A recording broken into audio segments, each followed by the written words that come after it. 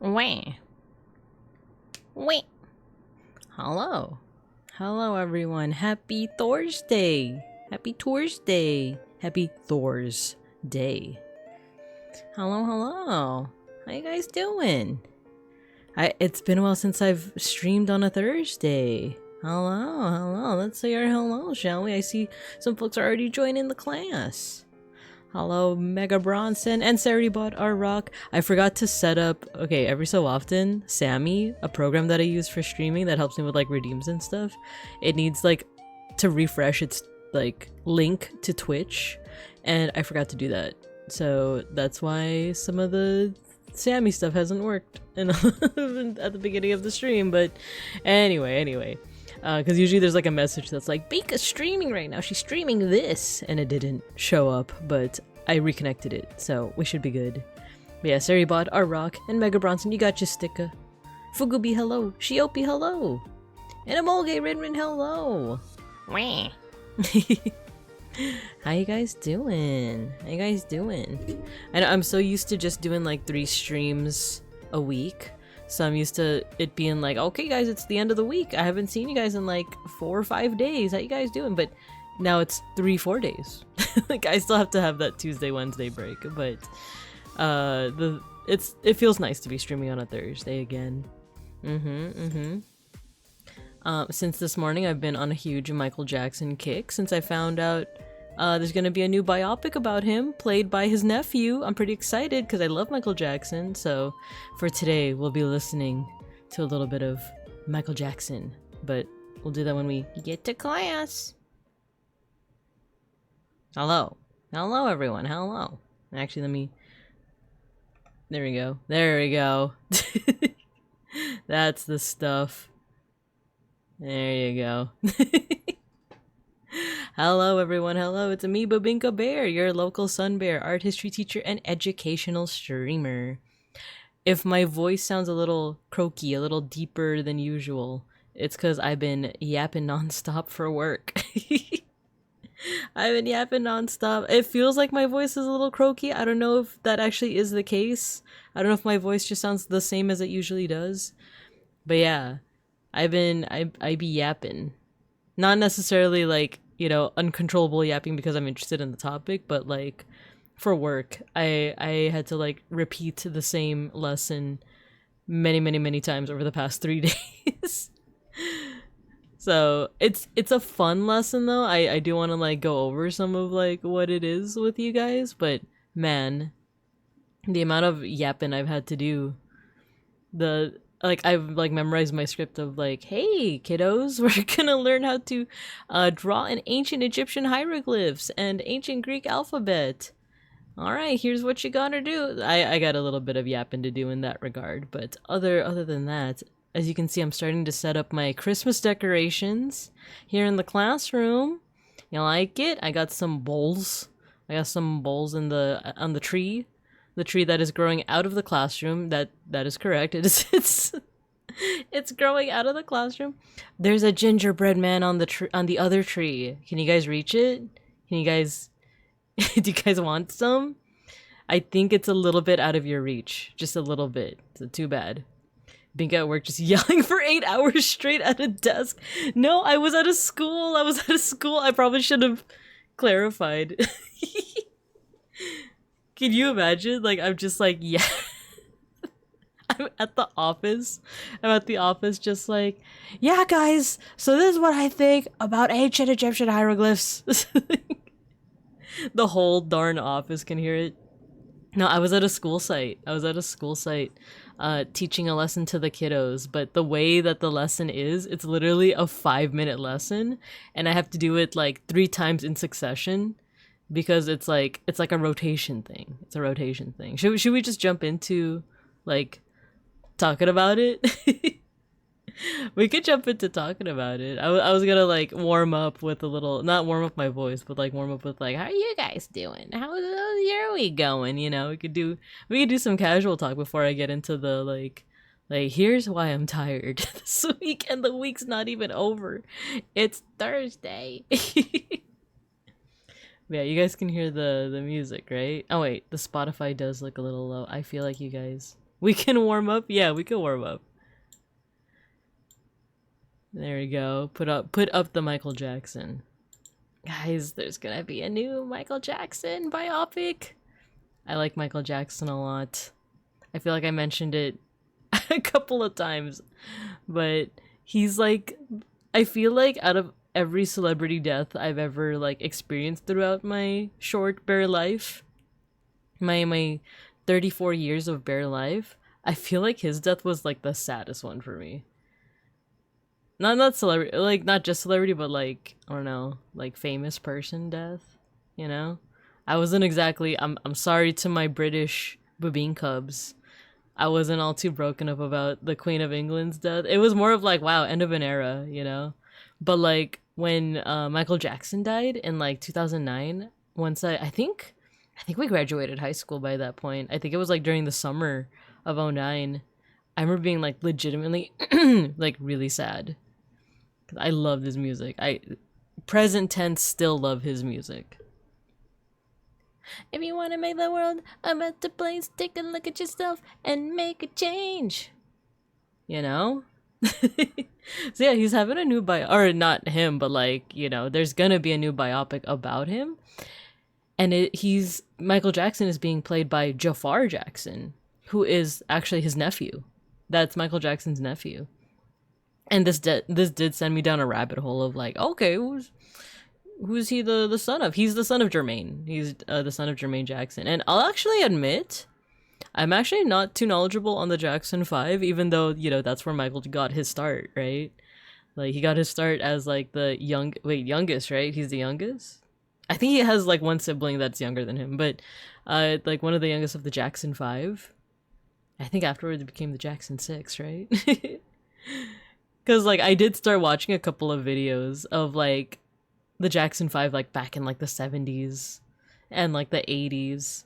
And on one hand, it's very tragic because, like, if you know anything about, like, the Jackson 5 and, like, you know, they grew up in the limelight. And from what I've heard, like, the dad was...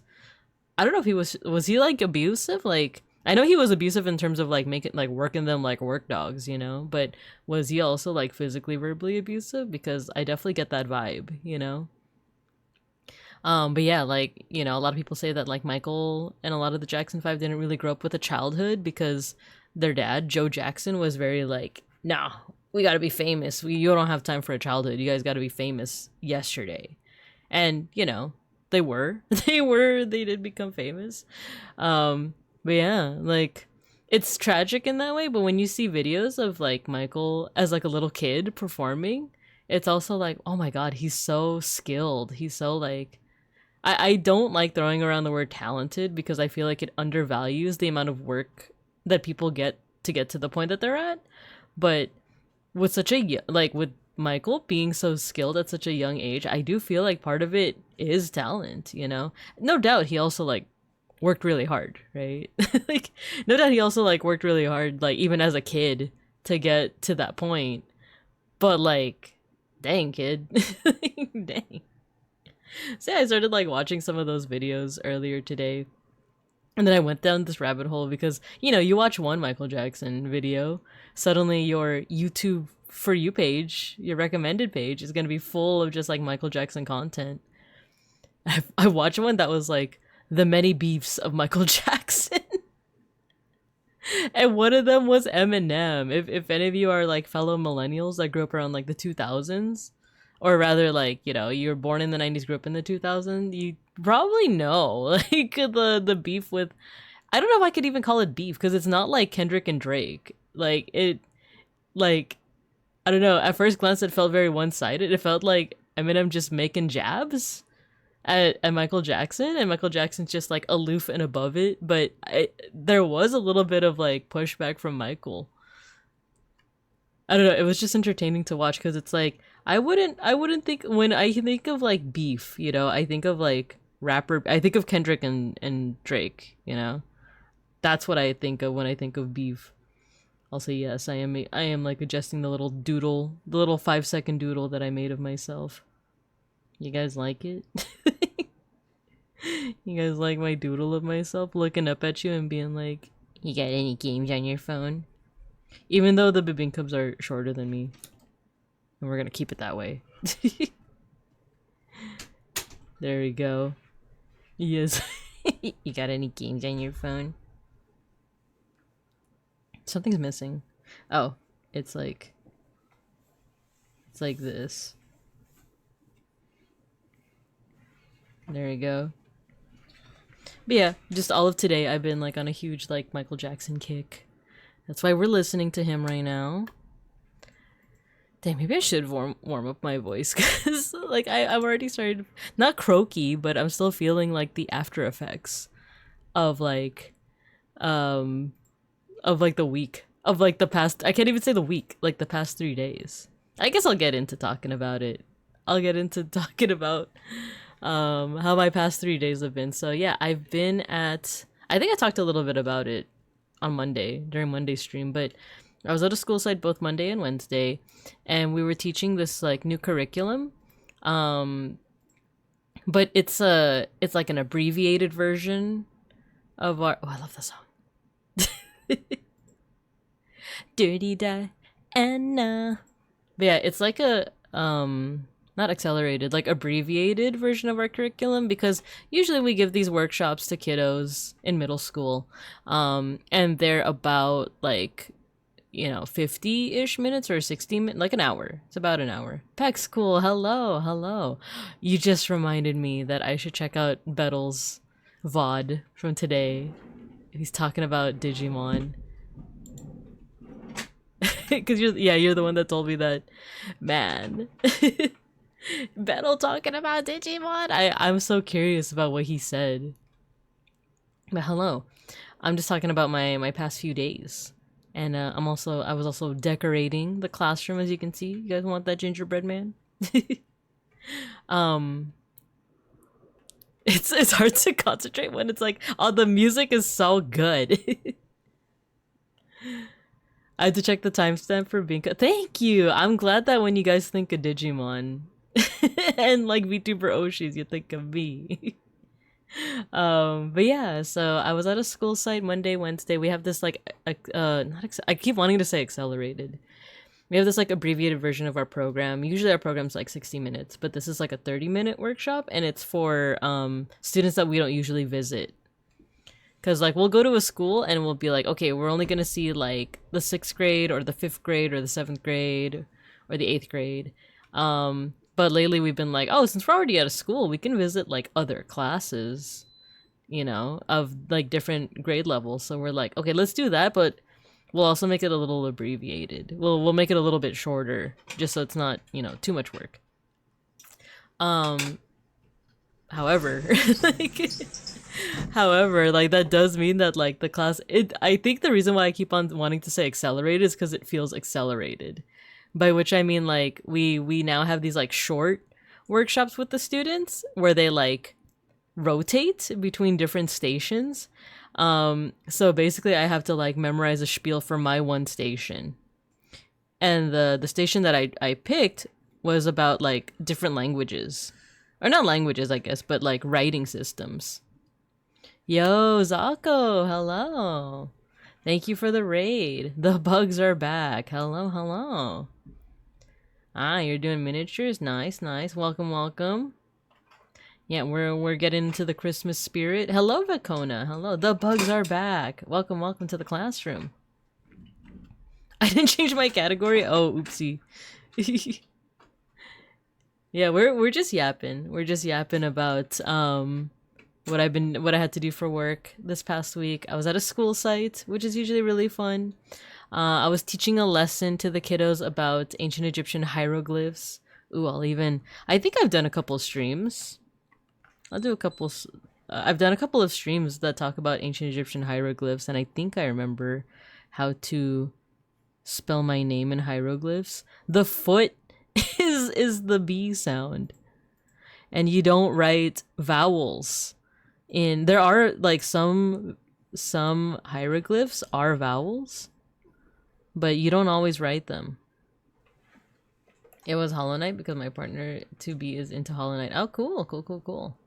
Folk, hello, you got your sticker, hello. Yeah, so like the lesson I was teaching was about ancient Egyptian hieroglyphs. Wait, how do I write my name? So Bibinka. What was N? Oh, N is this. Like that. Oh. Bibinka. Should I put the G? Nah, I'll just put the K. I think the K is like this. See, I've done the workshop so much, I like memorize some of the hieroglyphs now. Bibink. That's how you spell my name in ancient Egyptian hieroglyphs. Bibink.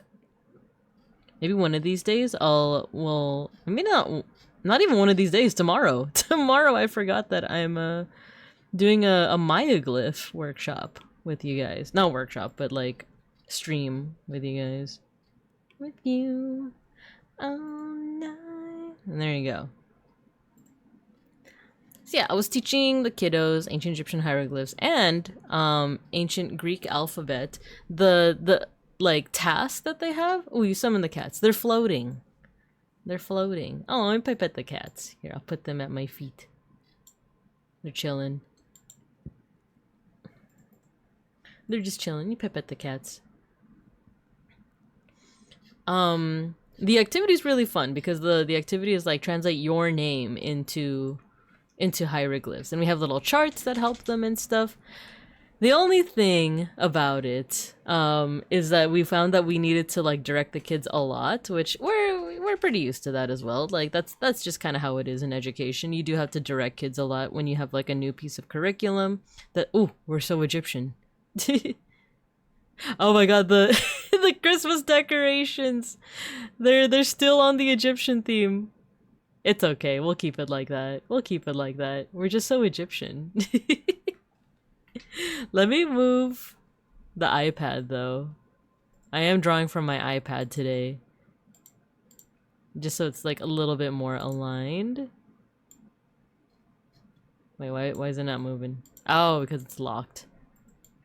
There we go. So there's a lot of like, we have to direct the kids a lot. Oh my god. So I have these like worksheets that I made, and okay, let's make a new layer over here. You know, it says like you know, language,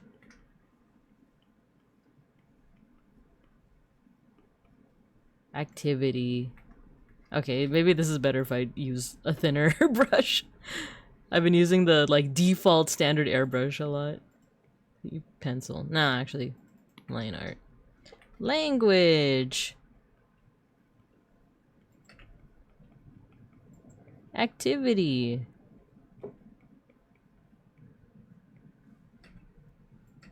So, you know, I have a paper, it looks like this, right? And it's just like a blank space down there, right? And I was like, okay, we're gonna translate our names into ancient Egyptian. The first thing I want you kiddos to do is write down your name. Just write your name, you know, however you normally write your name. First question I always get, where? Anywhere.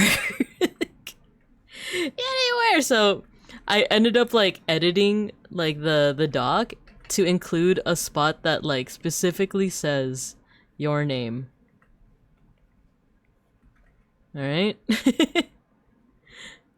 So I edited it, and then I even after that I was like, okay, surely they're gonna get it this time. And I'm like, all right, kiddos, first thing I want you to do before we translate our name into ancient Egyptian is write your name. Where, miss? Oh, I don't know.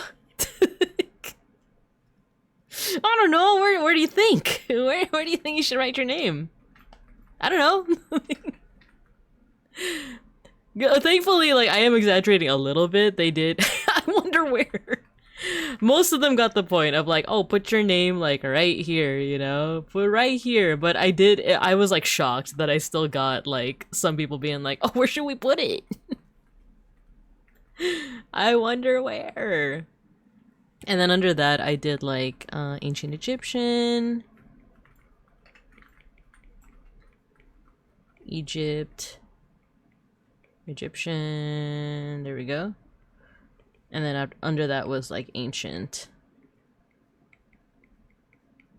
Greek.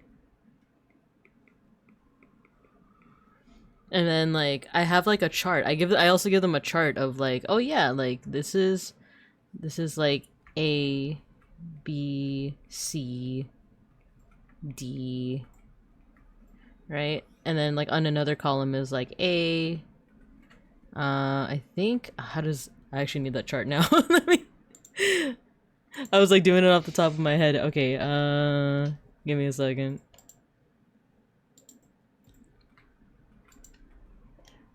Language. See, I'm giving you guys like an impromptu lesson too, if you really think about it. Oh yeah, so B. That's how you write beta. C would be closer to kappa. Okay, and then D is delta.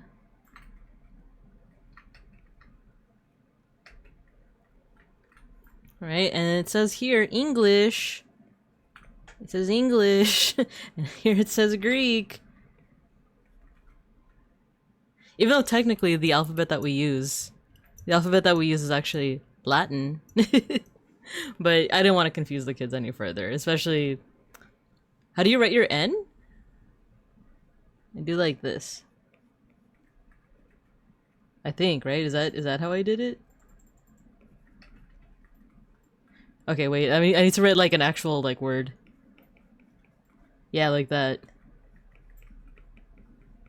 I know that was a discussion with, was it Bettel?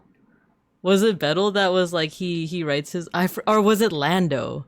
Like one of them writes it like it was like that. I think I occasionally do that. My A's I change around. Sometimes I do this, like it's more angular, sometimes I just do that. And then okay, one thing that was kind of weird when I was a kid that eventually I changed. Yeah, it's his Y's. He does this, right? So I was like, what the heck is that? I think I changed mine over the years. It used to be like, when I was first learning cursive, it was like that. And then eventually I just defaulted to that. I've never seen it like that before. And then I think nowadays, I think I just do that. You know, I don't put the little loop-de-loop. When I was a kid, though, the way I wrote my sevens was, like, it kept on changing because, you know, this is, like, the default way. And then I was like, oh, you need to, like, differentiate it sometimes with, like, you know, if you do this, it might be confused for, like, a 1, right? So I decided to differentiate it by putting a little stroke. But then I remember, I don't know why I did this. I, like, wanted to get all fancy. So I also put a little, like, you know, little tail like that. So I used to do like that.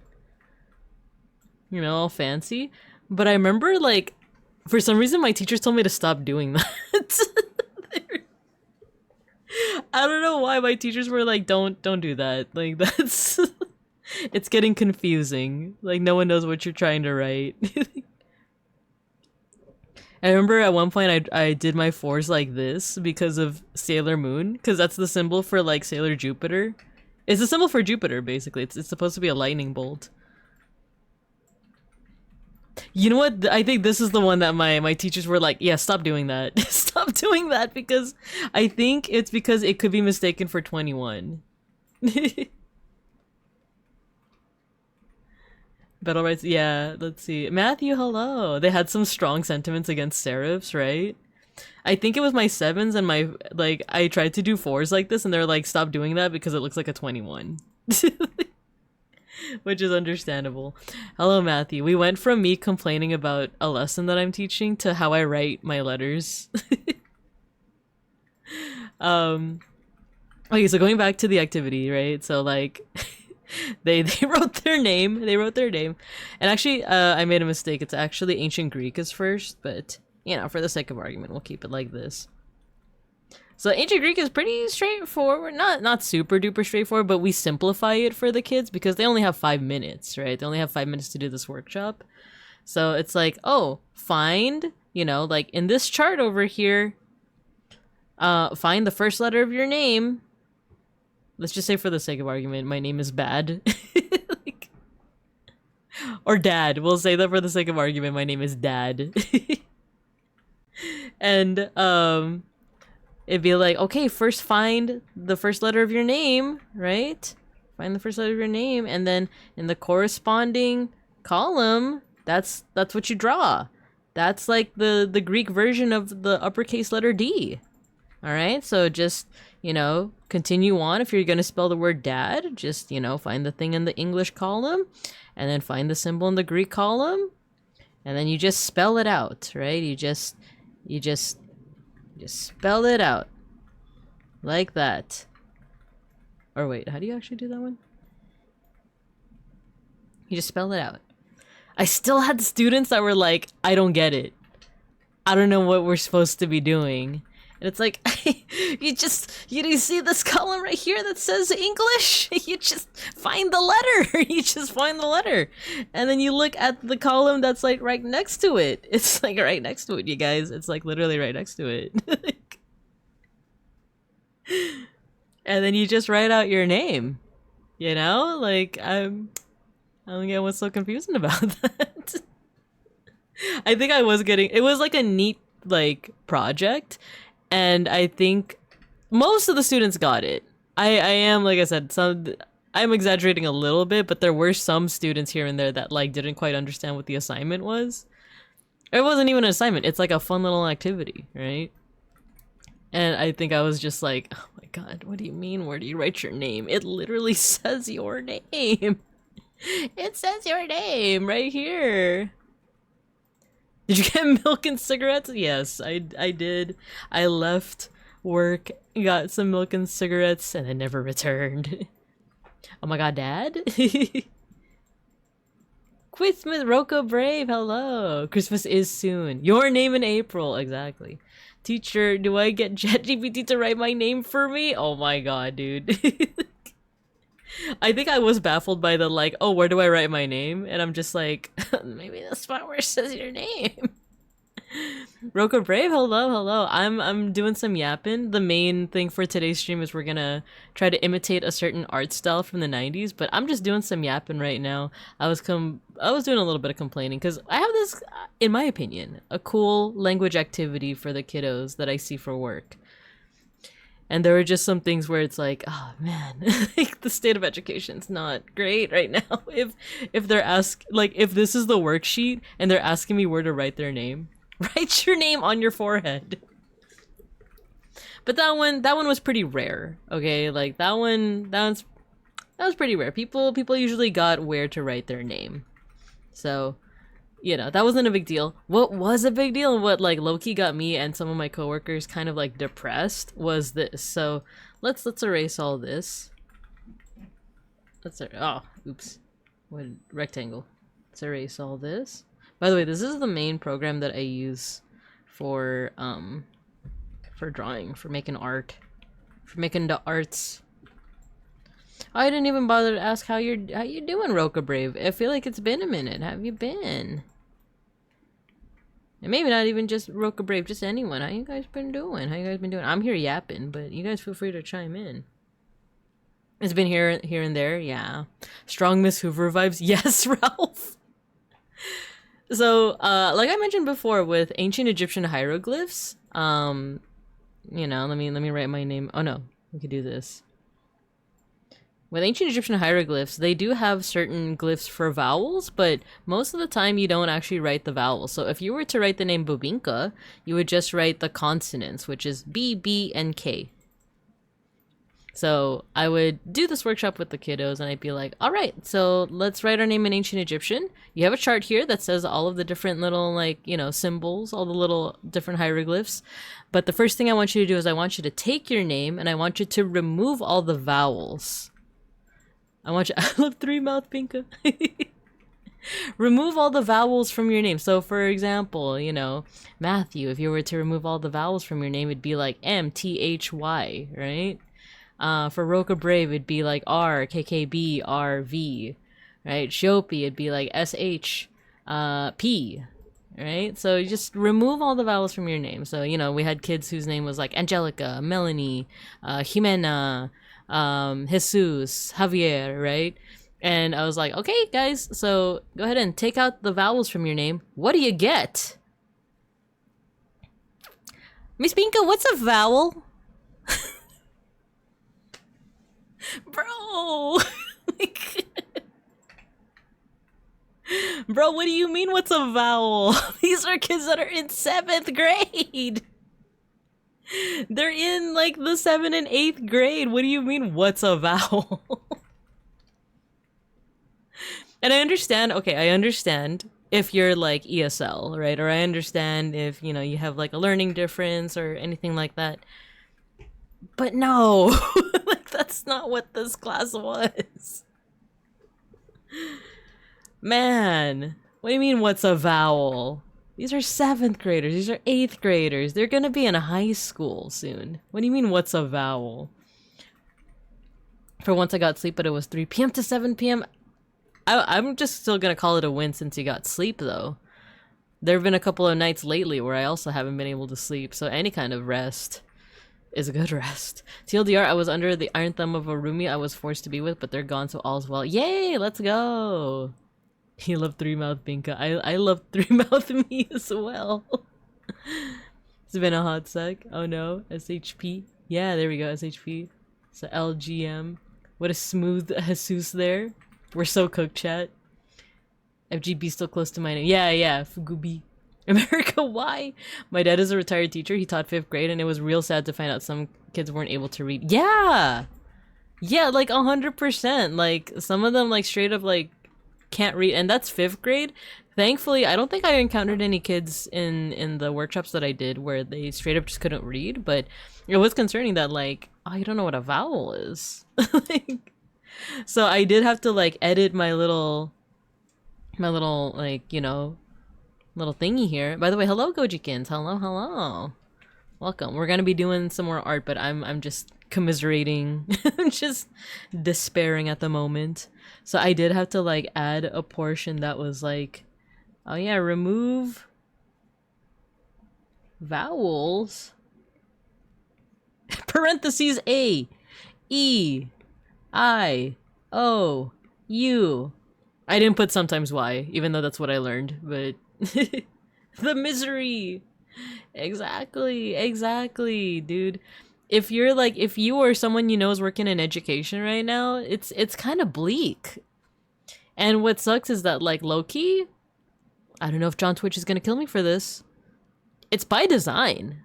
Like, this isn't an accident. Like, this, I know this is gonna sound like some kind of, like, conspiracy theory. Like, I do think that it was worsened by the pandemic. Which, like, that, you know, that was a thing that, like, happened, but also was worsened by, like, the state of politics nowadays. But also, like, the fact that, like, the state of education is where it's at now, even though it was worsened by the pandemic, I still do think that it's by design in that they don't want people being educated. At least here in America, they don't want people being, like, educated. Like, having a voter that can't read or doesn't know what a vowel, okay, like, in the wider scheme of things, maybe the vowel thing doesn't matter as much, but, like, that can't read or understand and comprehend what they're reading, or be able to tell, like, the subtext of what they're reading, you know, like, having a voter that can't do that is very convenient to the people in power. You know what I mean? Like, it's very convenient. They want you to be smart enough to pull a lever, but not question why you're pulling it. Anyway, that's your Binka tip for the day. Like, that's your Binka tip for the day. The only thing you have to lose is your chains, that's all I'm saying.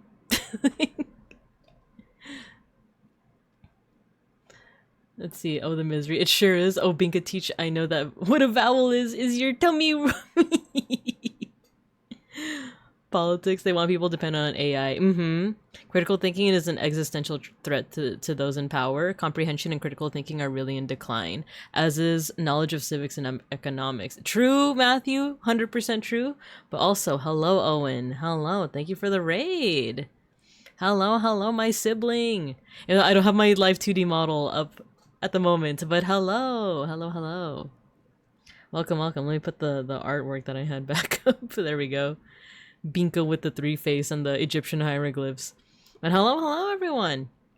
For those that don't know me, my name is Babinka Bear. I'm your local Sun Bear art history teacher and educational streamer. Our classroom has transformed into an ancient Egyptian classroom for mysterious reasons. But also hello. Oh, and how you doing? You were doing iRacing, right? Hello. How were the races today? Were they good? Were the tires warm or were they cold? Welcome, Raiders. Hello, Raxader. Hello, welcome to the class. Howdy, howdy. Good evening, George. Sparkly Race Cat Raid.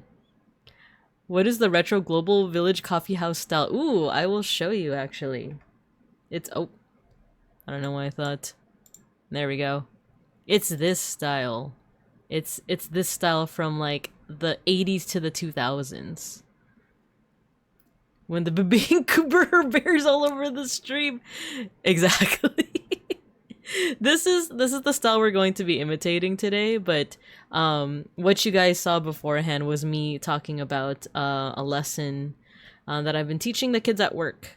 I work for an educational program that offers like art and art history workshops to kiddos all over Los Pincos County. One of them was a workshop in which I'm teaching kids how to write in ancient Egyptian hieroglyphs, but then ran into the existential dread that is 7th and 8th graders don't know what a vowel is. So I was just kind of complaining about that. Yeah. But we will get to the art pretty soon. We'll get to the art soon. I just wanted to yap a little bit before we get into the swing of things. First race was good, but someone came right up my rear and crashed me out at the finish line. No, not right at the finish line. I told him to uninstall the game. Uninstall. What's the Axel Serios thing? The graduate. Yeah, very familiar with this style. It was in all my textbooks. A lot of educational CD-ROMs too. Exactly. Love this art style. The three-mouth bear is so bottom text core. Wait. Can I add text? Add text. Where is edit style? I don't have impact, do I? Oh no, I do! I do have impact. We need white. There we go. And then text. Bottom text. Oh no, is there a way to put an outline? No, there's no way to put an outline. I guess we'll just make it black.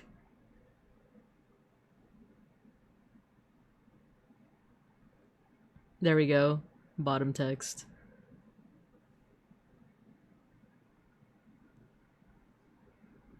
There we go. They don't really care about us. Imagine if kids didn't know that the mitochondria is the powerhouse of the cell. I don't know if they even know that. I don't know if they know how to spell mitochondria. Love Axel. Yes, you get me.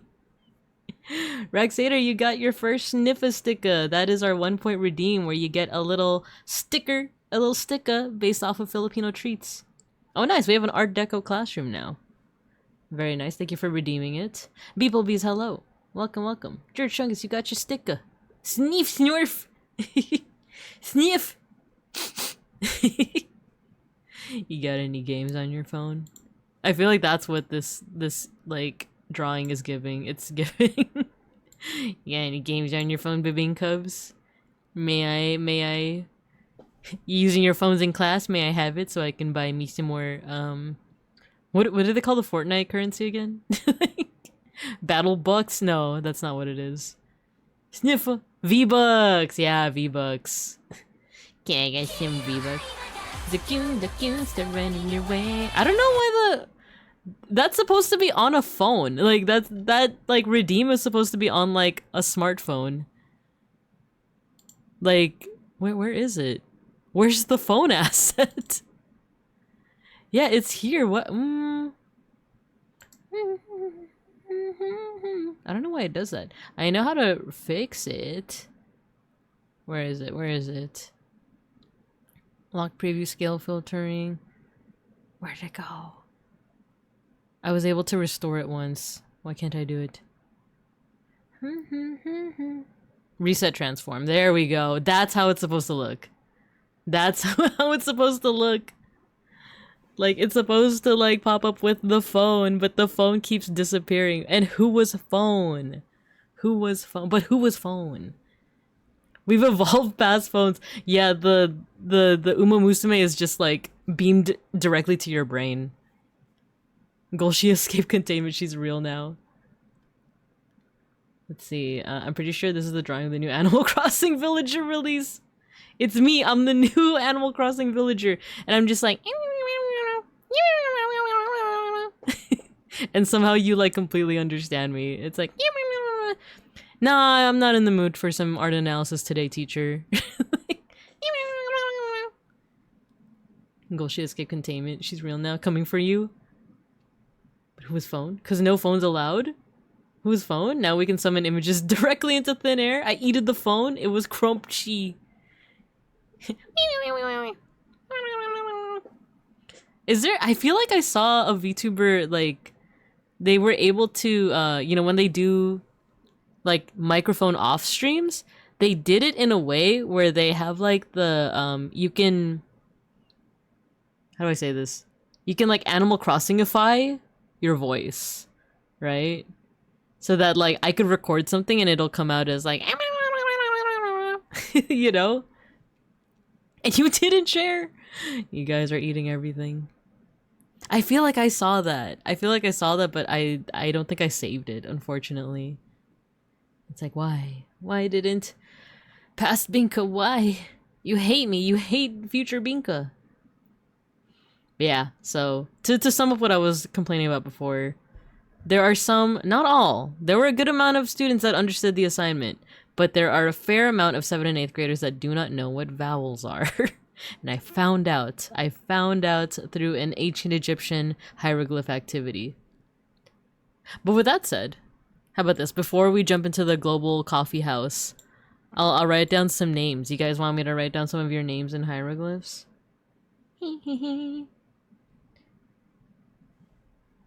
We'll just keep the bottom text there. It was 1 bite. This outfit's so good. You like it? The Christmas one?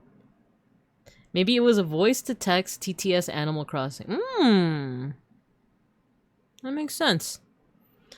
Alright. This isn't going to be 100% accurate because I'm using like a very, very, very simplified version. Yeah, I'm using like a super like simplified version of it. So it's not going to be 100% accurate, but just to demonstrate what that looks like. Ah, dang it. Okay. Let's do... Okay, I'll start... where should I start from? I'll start from whoever keeps on... folks that say yes and yes, please. Beeplebees, exactly. So no vowels, you guys. You guys know what vowels are, right? So let's start with, Peck's cool. Oh, that's... the brush size is very large. So it would be without vowels, Peck's cool. But there's no X, so it'd be more like this. And then the C would probably, because it's like a hard C, it'd be like this. Big school. Big school. So the P, if I recall, I'm gonna see how much I can remember just like off the dome. It was like this. The K. There's actually 2. There's this one and there's like another K, but I'm just using the one I'm more familiar with. The S, I believe, is this. It's like a hook. And then another K. And then the L. Okay, so there's actually no L.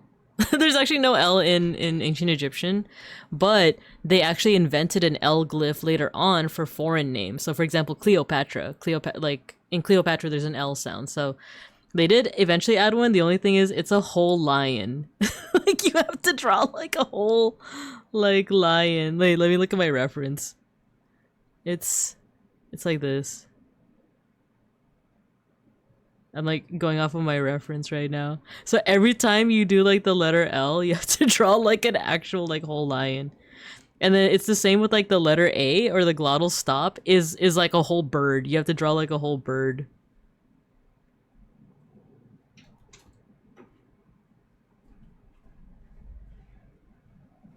There we go. That's Peck School.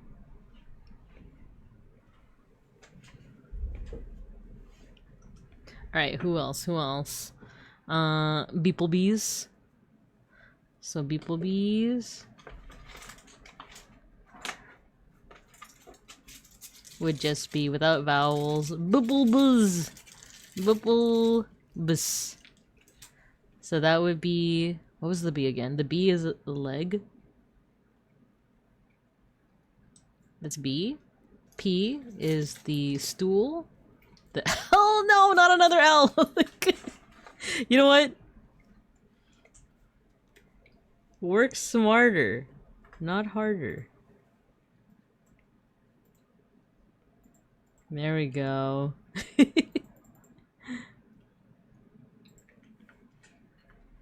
Beeplebees.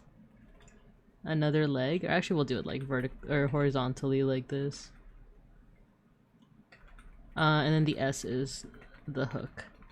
There we go. Beeplebees. Cheater! Hey, I'm writing your name in ancient Egyptian hieroglyph. I'm writing your name. You should be saying thank you, teacher. You should be saying thank you, teacher. Of course, a vowel is when you make a really important promise. I would have actually appreciated that if like a student said that to me. Like if a student was like, like instead of just not knowing what a vowel is, just like misconstruing it for another word entirely, I actually would have liked that. But nah, instead I got students that were like, I don't know what a vowel is. Gojikins. Yeah, so let's do Gojikins. Gojikins. So that would be Gojikins. So it would be, oh, I forgot what the G was. Okay, I have my reference sheet here. It's like a little vase, like a little like jar. And then there's like a little shape on the inside. So that's the G. And then there's like the soft G or like the J sound is a snick.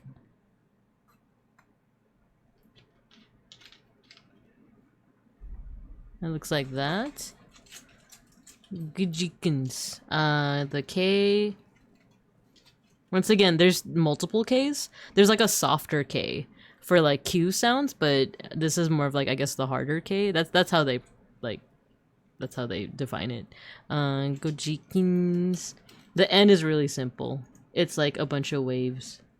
And then the S is the hook. There we go, Gojikins. Alright, well, Egyptians took the L on that one. Idol, hello. Another L, another line. Feet? For free? Snick. We'll do Owen. Wait, let me write, okay, let me keep like a running list. Aeon. Oh, that's a lot of vowels. I feel like not all of them are gonna make it in there. Who else? Who else wants their name? Shiopi? I don't think I did Matthew yet. If it's okay with you, I'm not gonna do the whole thing. I'm not gonna do the whole like Matthew Rice Seeker. If I were to go by my usual name of Goji, it would just be Guj, which sounds like you just got punched in the tummy. I just understood from a pun from Asterix and Obelix comic I read when I was a kid. You know, I never, like, I didn't know what Asterix was until, like, I was, like, in my 20s and reading Hitalia. And then I was like, oh, I'm curious about, like, what people read in not Bear America. And I found out about Asterix, and I'm like, oh, that's pretty cool. That's 6 vowels if you 7 if you count the W. Yeah, that's the weird thing with W. Sometimes in some alphabets, it's not like a vowel, but like the way that it's formed in your mouth does sometimes correspond to like how you make like an O and a U. They took the L, give it back. We need that. Oh, Fugubi. Fugubi is also asking.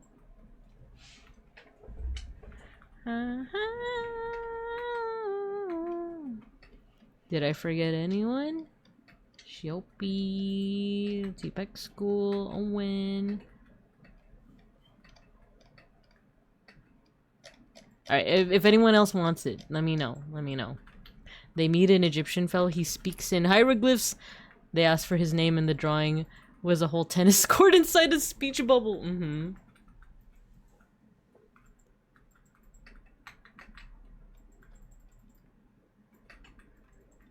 I remember at one point we learned the vowels as A, E, I, O, U, and sometimes Y and W. I don't know if anyone else did this. I grew up with sometimes Y. I grew up with, and sometimes Y. But W kind of makes sense when you're learning other languages. Because, like I said, like when you make the... For example, there's a glyph that is the chick. It's supposed to be like a quail chick. This can be transliterated either as O, U, or W, because like the way that your mouth forms those letters is like pretty similar. Welsh, I suppose, a lot of W's. Ah, okay. They asked for the translator, and the translator says tennis court. Like the court of the court of out. No, I don't know. Sometimes Fugubi.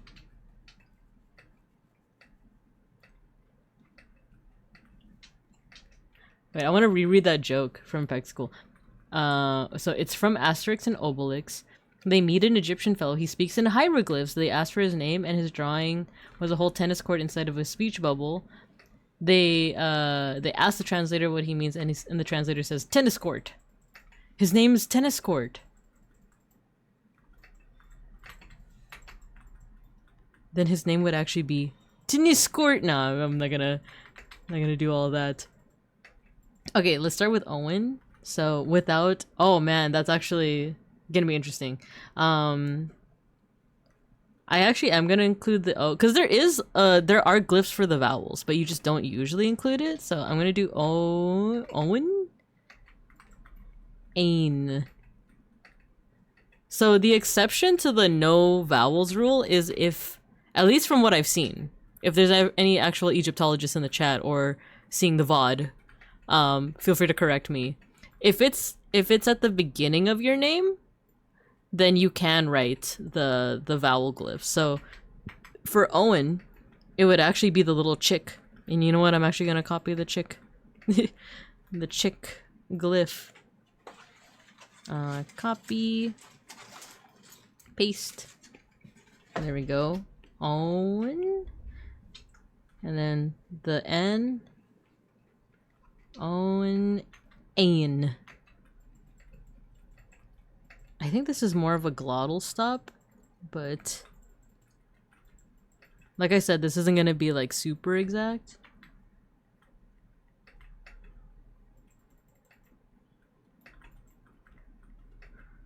Ain. You know what? I feel like there's like a better way to draw this, because it's like two birds. Bing, bing, bing. Ding, ding. Maybe like this. Oh, I got it. Because that's another cool thing with Egyptian hieroglyphs, is that you can play around with the composition.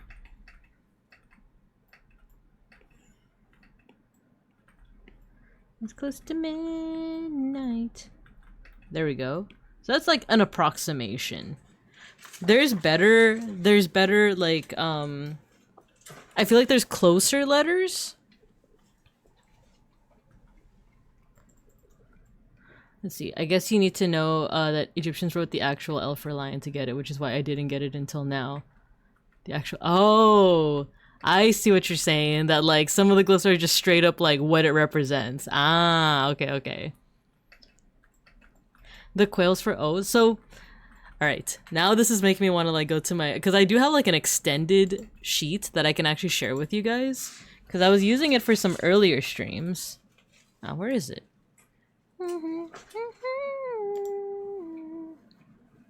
What if my name was... I can actually share with you this sheet, because it's what I was using to study. Yeah, if you guys want my little study sheet of how to write in ancient Egyptian hieroglyphs. But it has some, like... It has some, like, very, very specific things, like... there's actually some words that... Or there's some letters that aren't in an English alphabet, but they would be in, like, an Arabic alphabet. Oh no, an ad's coming up, and I can't mute it, or I can't snooze it. So for example, the bird that I drew would actually be closer to like the A sound or a glottal stop There is an E sound, there is a long I sound, and then there's one that I can't quite pronounce, but it's known as an Ain in Arabic.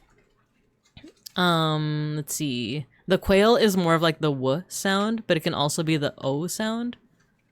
And then you see like there are different H's. Like one of them is a more aspirated H. There's also two K's. One of them is like closer to the back of the mouth. The other one is like a softer K. So, oh, Matthew, you were able to snooze the ad. Thank you. I wasn't able to do it.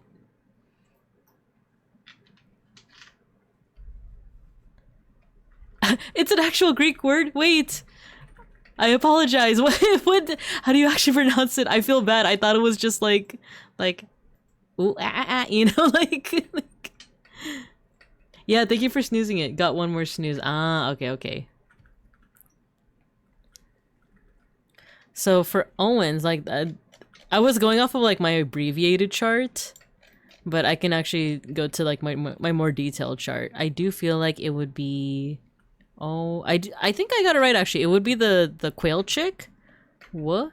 Owen. I got the N, and then it's the Aeon part that I'm not sure about. So Aeon. Because the A sound would be more like a ah. So like a. Oh, maybe the Y sound actually. You know what? Yeah, I think it's not the bird, it's the feather.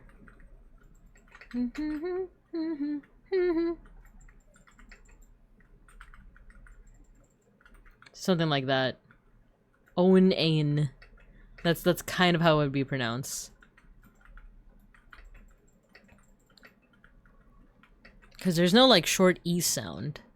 It's like E and the Y sound. Yeah, so I think this would be like the closest approximation I could do. Yeah, that's Owen's name. And then Shiopi's would be... Ship. Ship. There, I believe there is an SH sound. Here, it's this one. It's close to midnight. Where is it? Oh, the sh sound just looks like this. It's like a block. It's supposed to be a pool. All kids out of the pool. It's Adult Swim. So there's the sh sound and then the p sound. Oh my god, your name is entirely squares. Your name is entirely squares, Shiopi. I could add, I think the vowel at the very end would be also the feather. There we go. Because this is like sh, p, and then e. So you could add that. It could be written like that too. Block name. Bird knife. No, it's a feather. It's a feather. And then Matthew's name would be Matthew. Matthew. The M I remember is an owl. I remember because it's like kind of hard. And I remember the kids kept on saying like, "Oh, it's the Drake symbol." And I'm like, "No, it's an owl." It's an owl. You want to be starting something. But then again, I am an Angelino, and I am on the side of Drake, not Drake, Kendrick. So maybe I'm a little biased in that regard. To just be reacting with like revulsion of like, no, it's not Drake.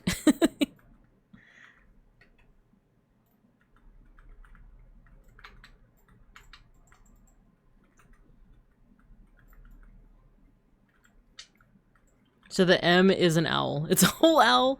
I don't know if there's a TH sound or if I'm gonna have to do it separately. Like, I feel like there should be a TH sound. There's a ch sound. I don't think they have the TH sound. I think I found out that the TH sound is actually pretty rare in like the wider range of like languages. Oh, we have an ad break coming up soon. There's also, okay, hopefully I can like fit all of this before the ad break starts. Let me take you all to the cub corner.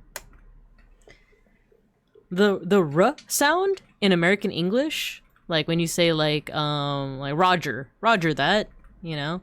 The R sound is actually like very rare in different languages, but two languages use it, and it's American English and Mandarin Chinese.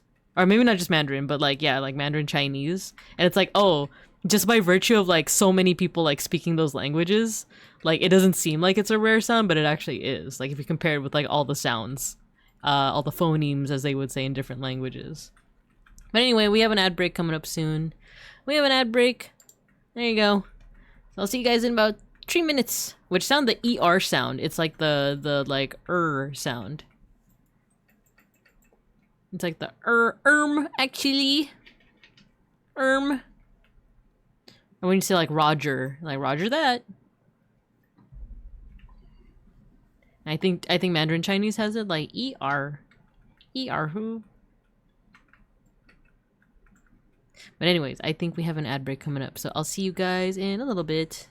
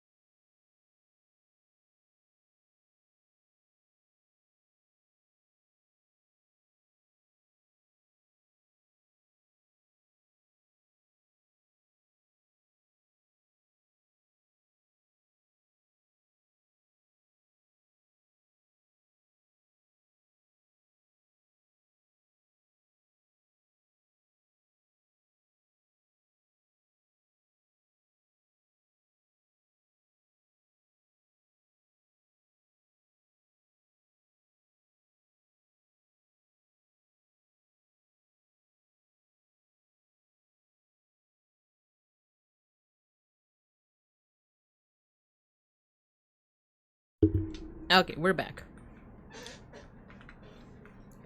We're back. I was eating corn. I was eating elote. Beans got food from this Mexican place that we like to frequent. And I forgot that I ordered elote, which if you don't know, it's like corn on the cob, but with all the fixins, you know? Oh my god, it's so good.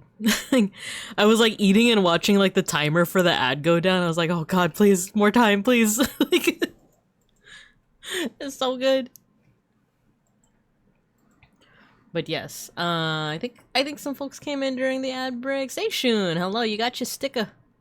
Arabic has the hard R in, oh, is it like a ra? Like ra. Ra. If so, that's pretty cool. Then that means that's even more speakers, right? That's even more speakers. That like, it's still a relatively rare sound in the wide scheme of like different languages from around the world. But by virtue of there just being like so many speakers, it doesn't seem like it, you know? Kron! I do like me corn. I do like me some corn. So yeah, I don't think Ancient Egyptian has the TH sound, the th sound. But we can approximate it with the T. There's a T sound. Corn! I didn't actually listen to the band Korn growing up, but I feel like their music would be up my alley. Actually, maybe just the T sound. So let's do the Y sound. And that is the feather. Or you know what? I actually don't know if this is a feather. I know I draw it in a way that looks like a knife. What do you got there, Binka? A knife! No! But I think this actually might be a reed. That's Matthew's name. Who else we got? Fugubi. Maybe we can add the Y at the very end. So the F sound, I think it's the horned snake. Or the horned viper. Let me actually look at my reference. Yeah, it's like...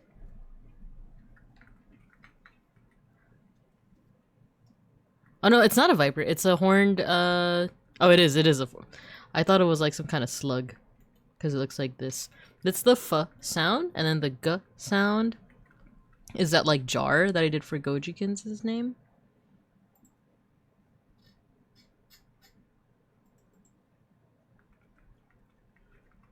And then the B sound is the leg. And then the Y sound is that feather thing that I was talking about. That really looks like a knife. Okay. I keep saying it's not a knife, and yet I keep drawing it in a way that looks like a knife. A knife!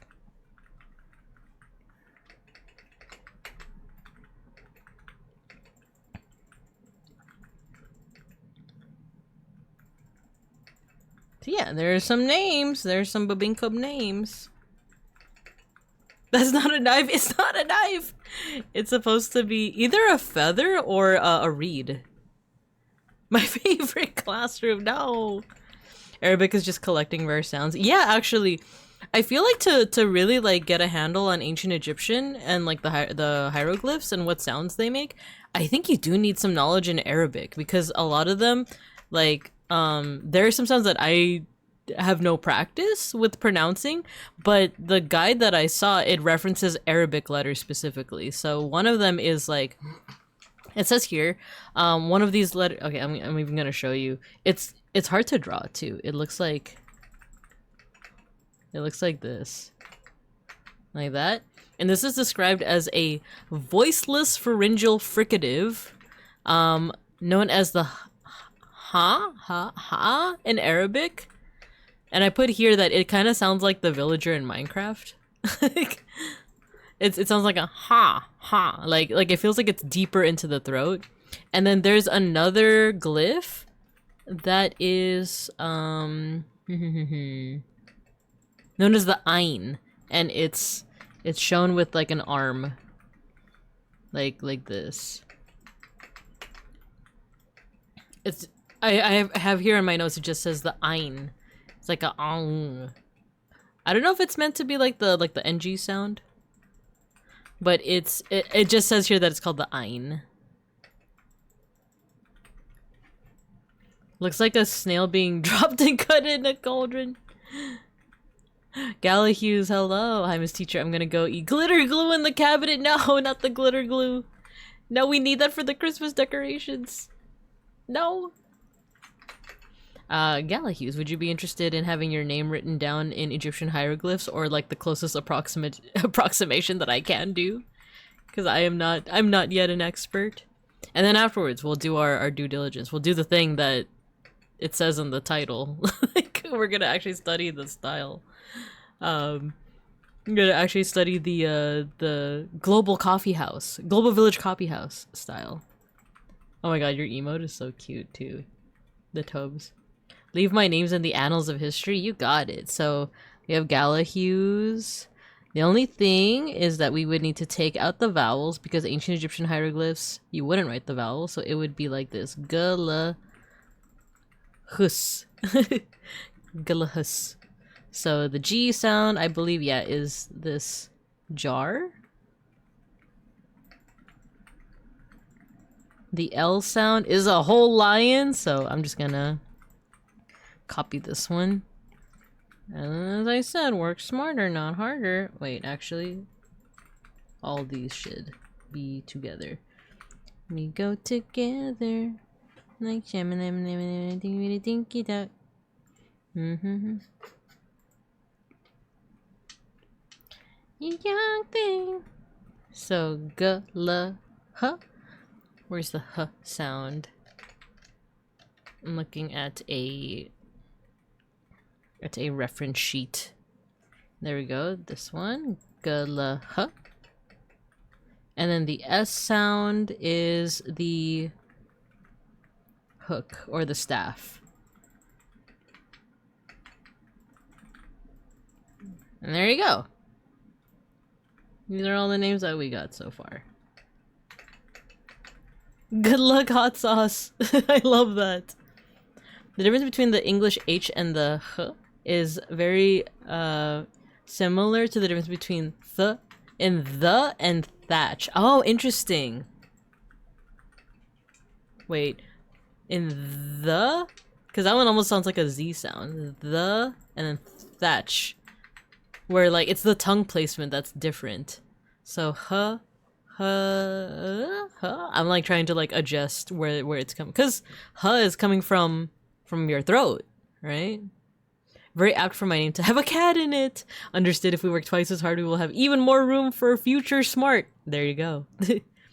Don't vocalize it. It's also pronounced higher in your throat. Huh? Don't voice it. Don't vocalize it, okay? Higher in your throat.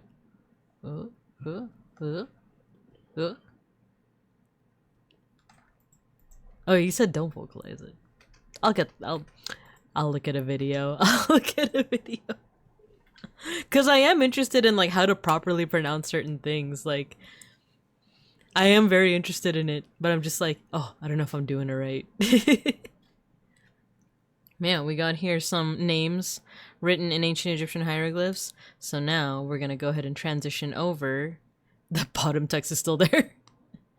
At the time. Speaking of ancient Egypt, have you guys seen the music video for this song? It's so good. It has Eddie Murphy in it. It's not good because it has Eddie Murphy in it, but it's like ancient Egypt themed, and it's just like, I don't know, so mysterious. It's like, oh, it has Eddie Murphy. It has to be good. Okay, so the aim for today's stream is we're going to, oh yeah, here's a little peek at my my hieroglyph study guide. But that's not the point of today. The point of today is this. The global village coffeehouse aesthetic. This is a aesthetic from the 80s to the early 2000s. It's very earthy. I'm trying not to just repeat what this Wikipedia, or it's not even Wikipedia, what this aestheticsfandom.com article says.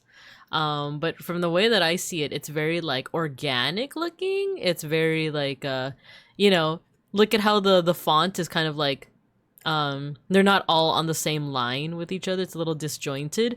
You notice how like the colors aren't aligned with the outlines. It's a little, you know, it's just a little bit disjointed, but in like an aesthetically pleasing way, you know?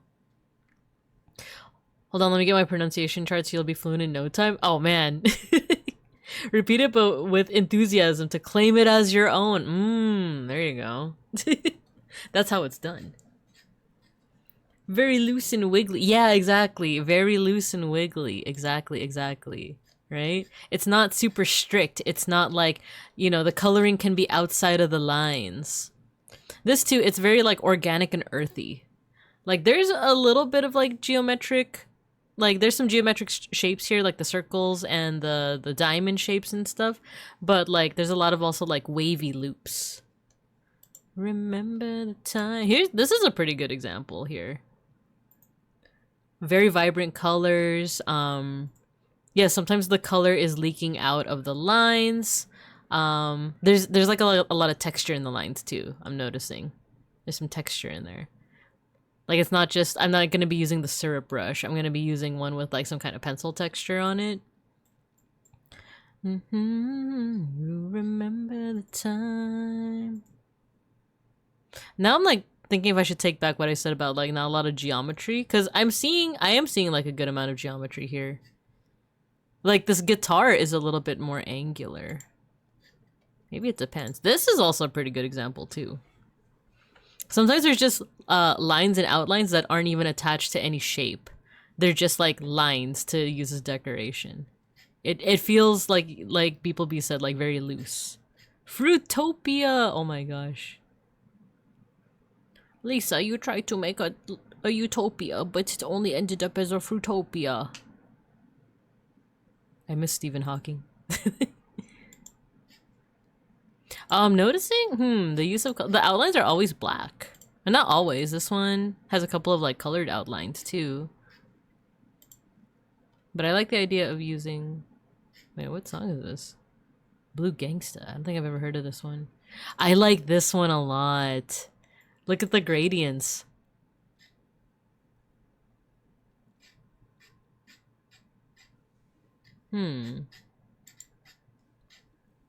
I do like the gradients, but I feel like it's a bit of an outlier because here there's like more solid colors. This one kind of has great gradients in it, like all within the same like shape and line. My sis knew someone who was in a Fruitopia commercial. Ooh, I don't know if I ever actually drank Fruitopia, but I just remember that quote from The Simpsons where it's like Stephen Hawking with his robot voice being like, Lisa, you tried to make a utopia. You ended up with only a Fruitopia.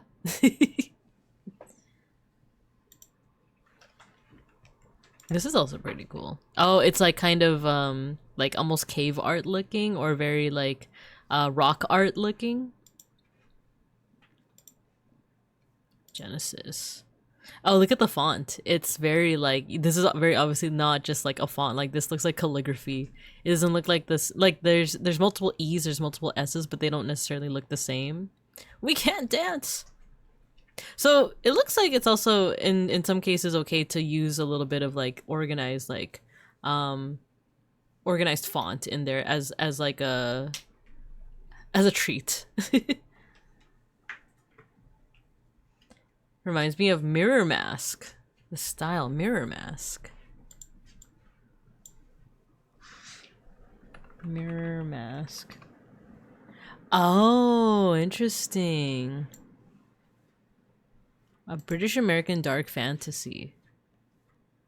Oh, I've never heard of this. Oh no, this spoiling the plot,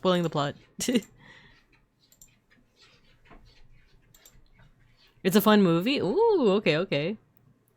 I saw the commercial. Kid me never wanted to buy fruit juice so bad. I miss drinking fruit juice. I drank so much of it as a kid, and that's why— oh, Philka's here. You're gonna be hearing the honks. He might even jump up on my table.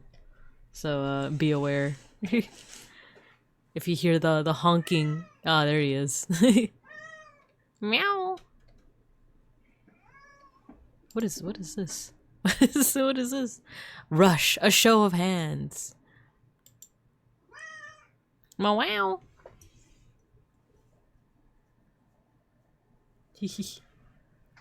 I like this a lot because of the gradients, but I wonder if we should go for something a little bit more like solid colors rather than gradients.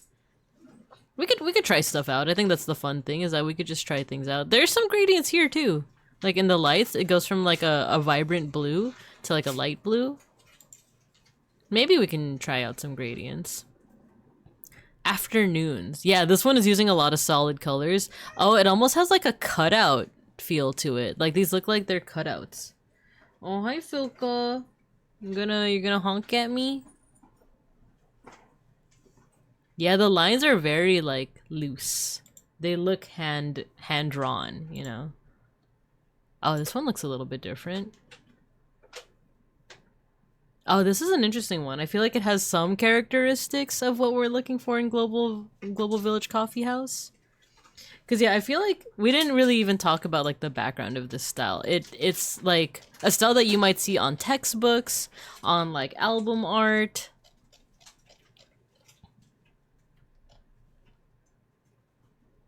Filka. GVC is a design aesthetic coined by Evan Collins. Oh, it's a reaction against sleek tech-oriented stuff such as Memphis design. I am using an ad blocker. What of it? Laser grid, reflecting a shift to more environmental and nature-oriented style, succeeded by the Mission School aesthetic. What's that? Continue to cite. Have I seen this before? Mission School style? Yeah, I kind of see it. This feels a little bit more grungy, but I see it. Does the any being the most bold part in Genesis have any significance? I ask as I don't even know where it's from. I'm actually not sure. Let's check it out. I'm actually not sure. I think that might have just been like them playing around with the size.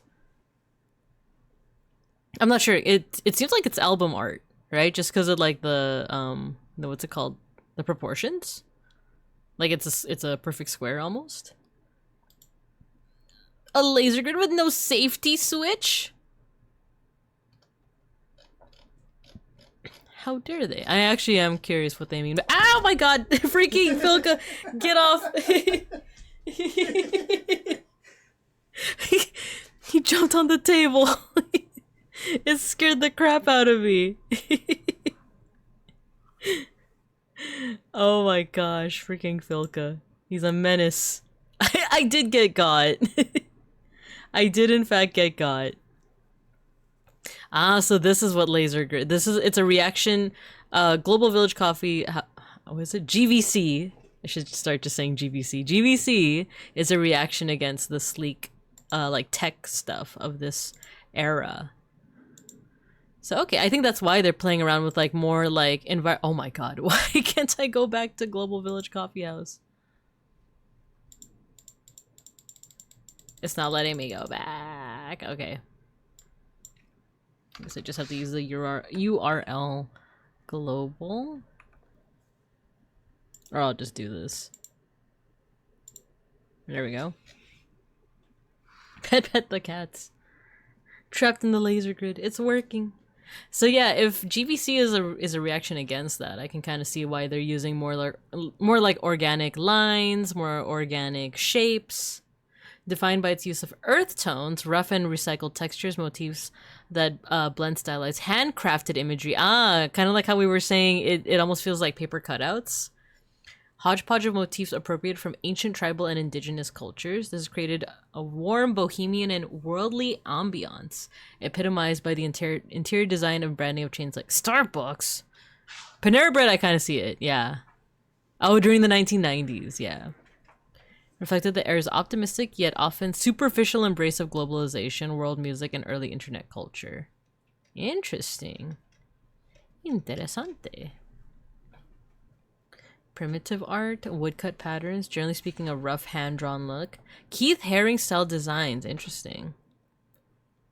Google motif revived by Pacific Punk Wave? What's that? I'm curious. Pacific. Ooh, this looks cool. What the? Wait, this is awesome. This is so sick. This is Pacific Punk style. Oh, it's like it. Yeah, I can kind of see like how it's kind of punky. Right? But it has the Zaza.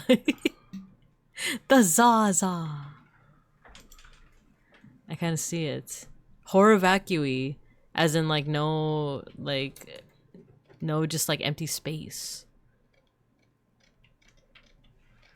Okay, let's see if we can like analyze a little more, and then we'll take a stab at it. We'll take a stab at like making a piece of art that is inspired by this. I miss when you would go to a restaurant in 1997, they would have some ish like this on the wall. This is super GVC. Yeah, it is. It like the organic bold lines, like the chef's hat. The shame though is that in this era of like AI generated imagery, I feel like you could easily mistake this for that. Of course, if you like zoom in on this is like way before. But if you zoom in, like obviously the mushrooms will look like mushrooms. The onions are gonna look like onions. But it's one of those things that I can imagine this being like someone like making a Gen AI image, and like you zoom in and it's like, what the heck is that even supposed to be, right? Oh, this looks super nostalgic. Snapple! Dude, I remember I used to like Snapple as a kid, but I think I didn't drink it as much. My grandma would drink it though. I remember my grandma would like take me with her to like, I guess like church and other things. And I remember she was always drinking a Snapple, and they had like the glass bottles with like the cap where you like pop it and it makes a sound. But I remember like being nostalgic for that, and then me and Beans went to like a 7-Eleven and I got a Snapple. For one, they don't come in glass bottles anymore. It's like a plastic thing. And I remember tasting it and being like, this is just sugar. This is just like fruity sugar water. I don't know why, like it felt like fruity drinks hit better back in the day. But here it almost just feels like legit just sugar water, you know? Fruitopia. Ah, that's such a cool aesthetic. Cause like you can see how the font is like kind of following the shape of the orange a little bit. Jazz it up. Oh, this is cool. Yeah, so you're seeing like there's like an overall shape of a sun, but there's no outline for it. But they do have like kind of like straight lines showing like the rays of the sun. That's pretty cool. Ooh, I like this one. I think this is pretty cool. The New Times Phoenix 10K. This is really cool. Maybe this is something that I might want to try and imitate, especially with like the border. I like the bold colors too. The shading is also interesting. It kind of reminds me of like Kenji Watanabe, I think his name is, the guy who like does the original designs for like Digimon. Basically the way that he shades is kind of like this, where like the shading is pretty much just like stark black with like some hatch marks. This is also cool. Yeah, I kind of like this. Feels like it's the whole thing with the outlines not matching the shapes that it's overlaid. It reminds me of like not print screening, like printing, like making prints. Like making like prints of things where like you do like the or rather like you would do the colors first in a certain order, and then you overlay like the outline, but sometimes it's not going to align perfectly, so there is a little bit of like the colors will bleed outside the lines, but there's something really cool about that, you know. It does feel very organic. AI generated images are literally eldritch horror in my mind. Like tell me it seems normal at first, but something is just off, and then when you get closer you realize in all the ways it's wrong. Yeah. It's 100% eldritch horror. Yeah, like I remember the first time I saw like an AI generated like Polaroid image, it was like, ooh, I don't like how they have so many teeth and I don't like the way that they're looking at me. One AI mentioned and my brain cell is activated. Understandable. It's like, I hate it. Adobe Acrobat. Oh, cool. Yeah, like there's something too about the proportions where like the feet and hands are always so small. There's more emphasis on the body and like the shape of the body, like the leg, the thighs, the torso. Oh, this is cool too. I remember this. I kind of remember this, especially like the one for the like Microsoft Office before they were evil. I kind of remember this. I feel like just this, like I don't even see the entire icon, but like. They had a ton of this style of clip art. Yeah. Before they were evil is so funny because yeah, like Now you gotta subscribe instead of just buying it and it's yours forever. But even just seeing this like little portion of the Microsoft Office like jigsaw puzzle like icon, it reminds me of like learning how to use Microsoft Office in like middle and high school, like on those big box like Apple computers. And it's funny because like at home I had a PC, but at school they always had these like huge like box Macs with like the vibrant colors, and they were like kind of transparent, not like N64 transparent, but like they were slightly transparent, which I thought was pretty cool. Acrobat, that's the one I think of the most when I think of this art style. The office dude running, yeah. Let's take a look at it. Yeah, this style too is like, it's very soft. Like if we like really analyze the style here, so I was talking about how like the extremities are pretty small. The feet and the hands are very small. The head is even kind of small. There's more emphasis on like the thighs and the torso and some of the arms.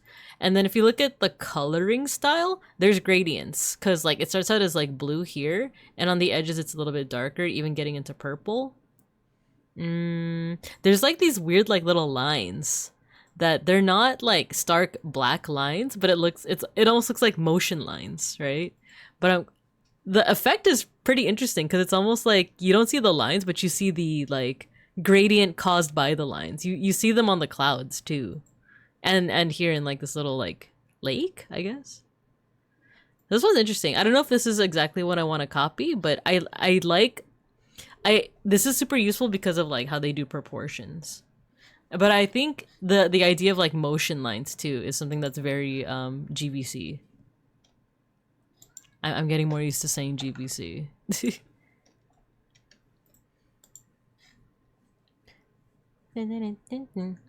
Stop doing it enough.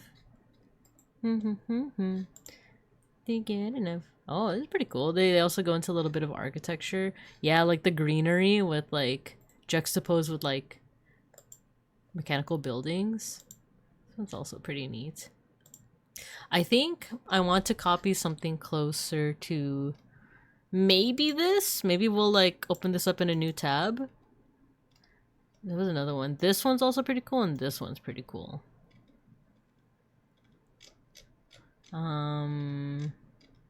This one and this one. Actually, there's more. Alternative baking company. This is also pretty cute.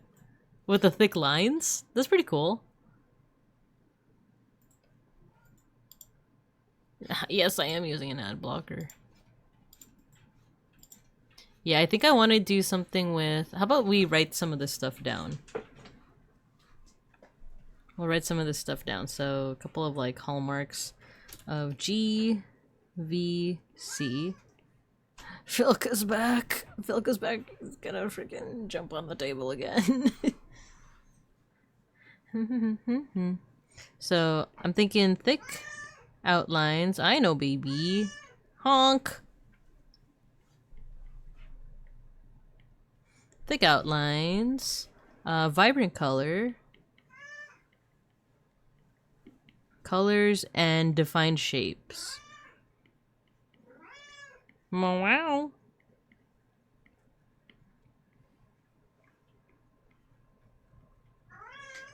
Vibrant colors, defined shapes. The shapes and outlines are sometimes mismatched.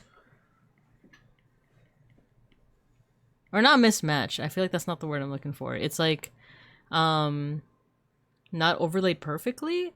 I feel like that wording implies that it's a mistake, but it's not. It's like intentionally done. So like, sometimes, I'll just put mismatch, but I feel like you guys know what I mean. Or actually, I could also just draw an example of what I mean. So, let's say that I have like a circle. Don't stop till you get enough. Don't stop till you get enough. It'll be like this. You know? Like, kind of like that.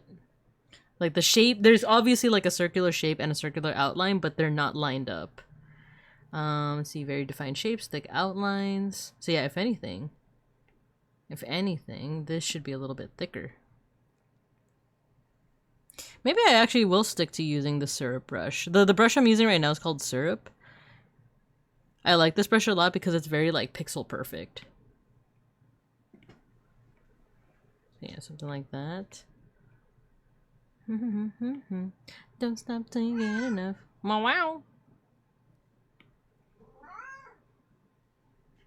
What else? What else? Oh, like motion lines is definitely a thing. I know, baby.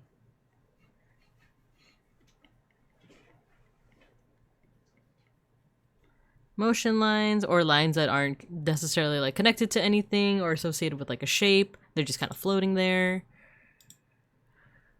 Don't stop till you get enough. Don't stop till you get enough. Okay, I'm looking at my references. Use of black. And hatching for shading.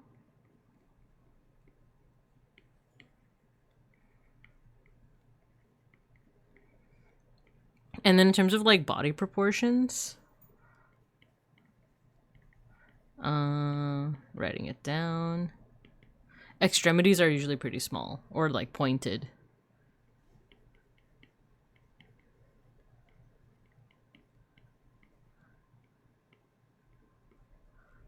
What else? What else? Oh, earthy colors. I put vibrant colors, but you can also put earthy.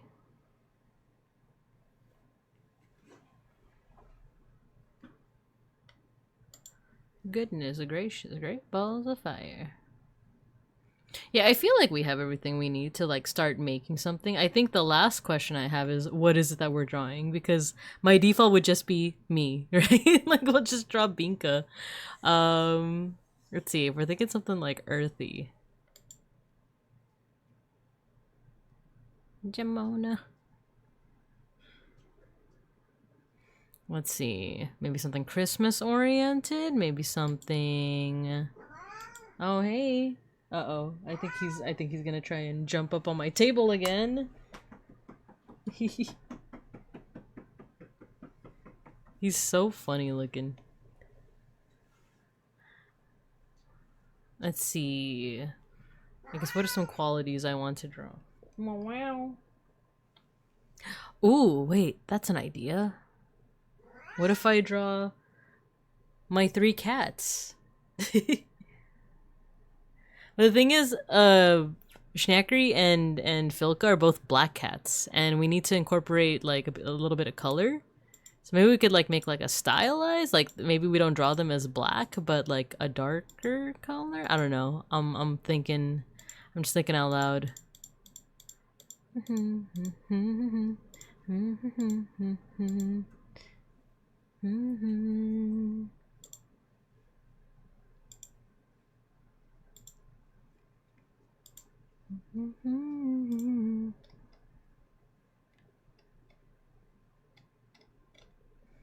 Actually, I kind of like that idea, but we have to play around with the shapes and colors a little bit.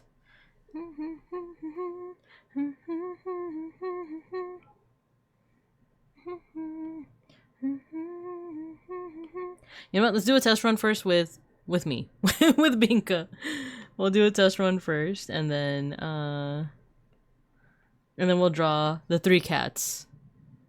Dianork, hello, hello, hello. Welcome, welcome. We are experimenting with a style called Global Village Coffee House.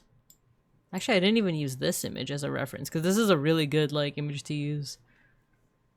It has like a lot of the similar hallmarks. So, like very vibrant colors. The shapes are kind of bleeding outside of the lines. The proportions, like the extremities are like kind of minimalized, or minimized, I guess.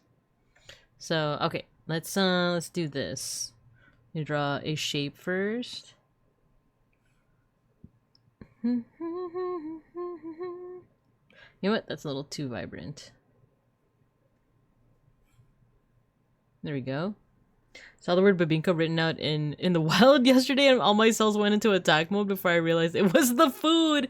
Yeah, actually, ever since I started streaming, I felt the same. Like sometimes I'll see the word babinka in the wild. Like I remember last Christmas, my mom was like, "Oh, you gonna get some babinka?" And I'm like, "Some what?" And it's like, "Oh, you mean the food?" Fight or flight activates. I have a I have an idea. So we're gonna do me.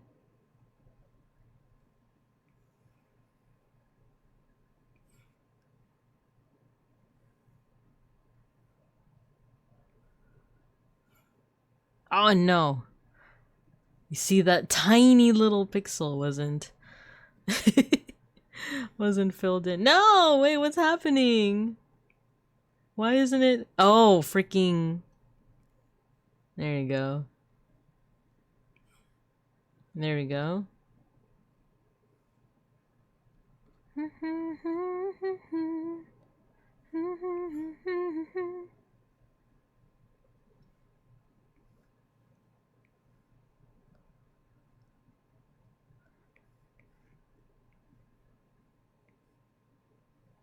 It's gonna look like I'm dancing. I'm just using a whole bunch of like little shapes.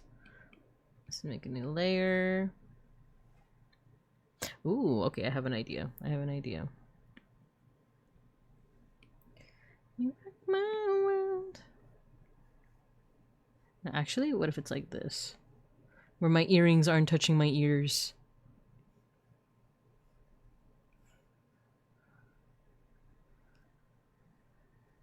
Bro is hitting the yoinky splinky. No. No, I'm being whimsical. I'm being whimsical. Gotta include my new face marking, right?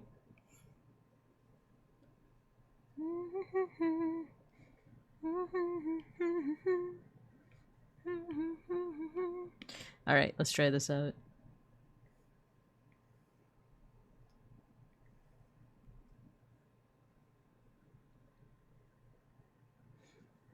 Whimsy in this economy? I just realized it's just November. What's up with this getup? What do you mean, what's up with this getup? The Filipinos in the Philippines have already started their Christmas celebrations. If anything, I'm late. If anything, I'm late in my celebration.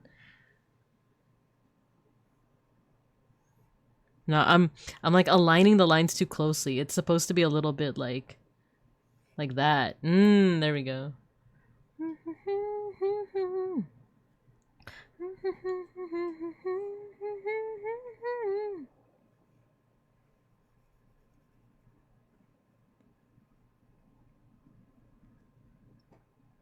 Should my eyes just be like dot eyes, or should I do the whole shebang?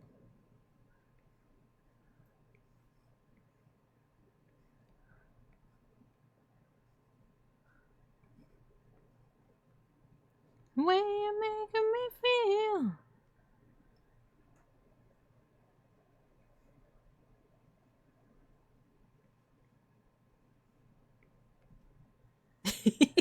This is looking so silly. This is looking so silly.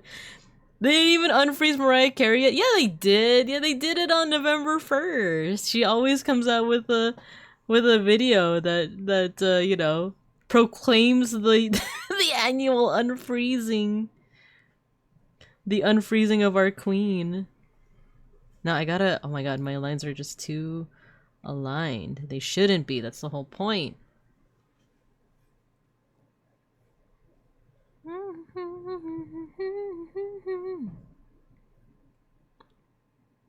The way you're making me feel. It's looking pretty funny.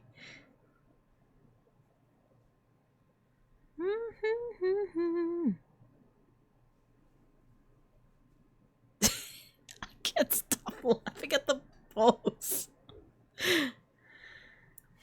When you finish it, it should give you some scuffed rigging. New Binka form unlocked. Recent unfreezing video was a lot of AI. Was it? No, Mariah, no. Is it when she's like flying through the sky and stuff? No, Mariah, why? I thought you loved us.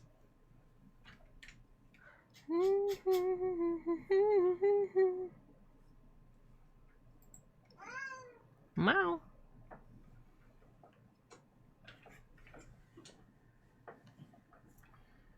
With the Dorito earrings. It's intentional. It's intentional. We need some like motion, like these like motion lines.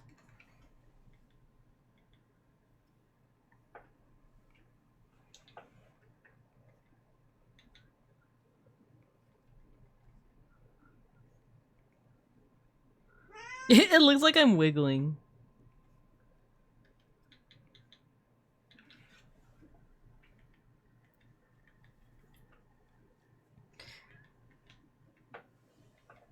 If it wasn't, it sure did a good job of looking like it. Aw, jeez. The things I think you're right. Davido, hello. It's Winter Binka. Yeah, it's true. It's Winter Binka. We're wintering it up.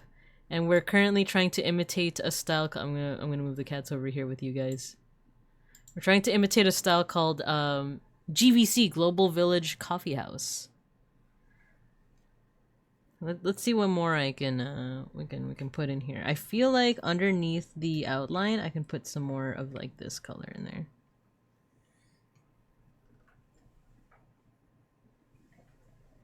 Come on, girl.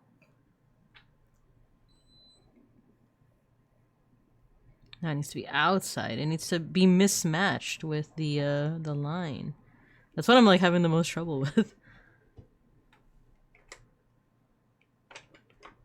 Making me feel.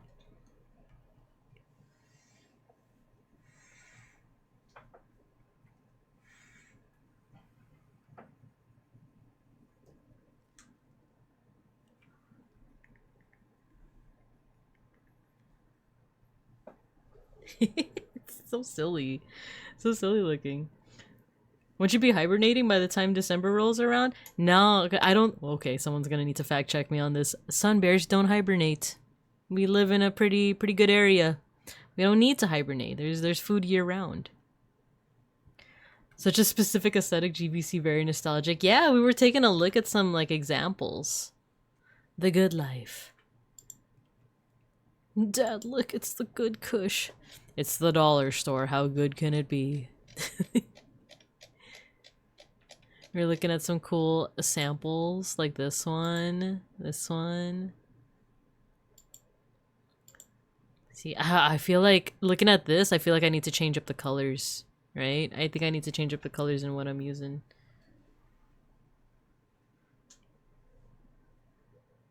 Maybe add like, it's supposed to be earthy colors. Well, for now we're just sticking to like my own colors, right? I have never given false information in chat before. You can trust me. Wait, what did you say earlier?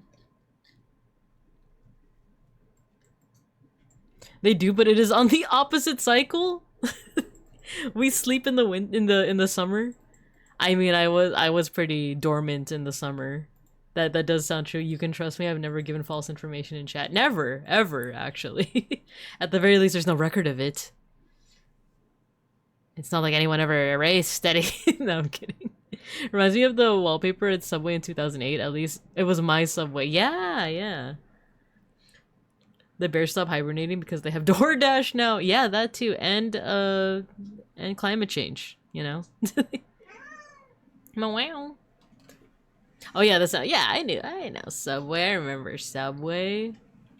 I can verify this to be true. They stop hibernating because California is tropics. Exactly.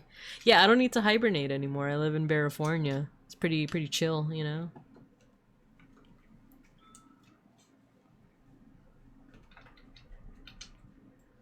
Yeah, I think that's a good start, right? A good start. Oh, you know what? Let's get this color in there for my pin, right? We're not gonna color in my jacket because my jacket's black. It just wouldn't make sense.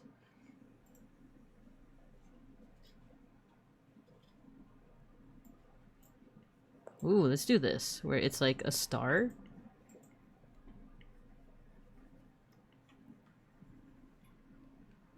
And then the outline is like this.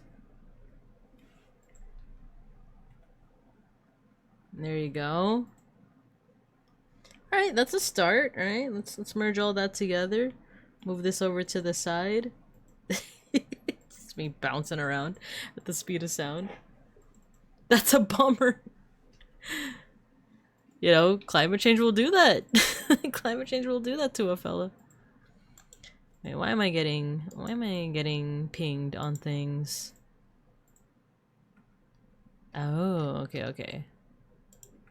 Just checking out why I'm getting certain pings on things. On the cord, on the Discord. People coming out with announcements. Ooh, so a VTuber that I'm interested in is re-debuting soon. This Saturday. I don't remember if I have plans. Like, okie dokie. Let's yeah, let's see if we can do... Okay, this is gonna be kind of hard, but I want to see if I can draw my 3 cats. They're Schnackery, Gino, and Filka. Let's see if we can do that in this style. Maybe? Okay. Well, we should use some, like, earthy tones, so maybe it won't be realistic to what the cats actually look like. Let me actually... Let's take a look at, like, some of the colors they do use. So, and then I'll make, like, a little palette on my canvas over here. So this is very like sunset colors, which I do like. One of my favorite color schemes is sunset, where it goes from like purple to red to orange to yellow. Sometimes there's like a little bit of blue in there too. And it could even turn into like a very light blue. So like something like that. That could be a possible color scheme. But let's see what else we are working with. I do think an ad break is coming up soon, which is going to give me more time to eat my corn. This is a really cool color scheme too. So we have like a light, almost like a teal. And this one's simple, or it's like way less colors. Yellow and purple. This feels like it's almost, I think split complementary color scheme? Actually, no. A little less vibrant, like that. That's another color scheme right there. What else? This one's also pretty neat. So this is primary colors plus green, it looks like. So let's see that. Primary colors.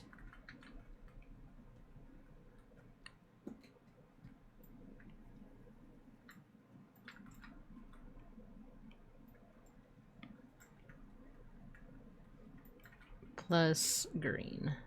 What kind of green? It's like a forest green.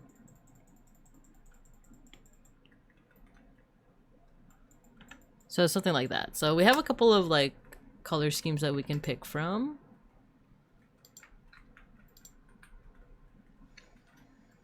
I feel like I should go with something that is a little bit more simple, so one of these two. Because I do like the sunset, you know, color scheme a lot, but it's a lot of colors, so maybe something of these two. I am leaning more towards like this one, the like primary colors plus like green, because maybe each cat can be like a different color. And then like the green can be in there for like accent, or maybe there's like some kind of accent in there. So let me just see. This is gonna be like kind of my reference point. Ah, interesting. So a lot of times when it comes to color, I think I taught you guys this before when it came to like graphic design, but usually you want to have like a certain ratio of like what you want to do with your colors. So for example, let's say that like most of your composition is going to be like red. You might want a little bit more for blue.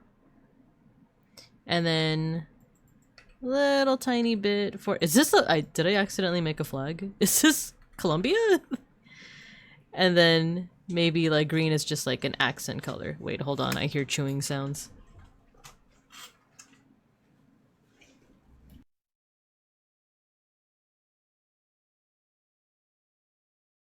Okay, I wasn't sure if Filka was chewing on something. But yeah, usually there's like some kind of ratio with like how much of a color you use.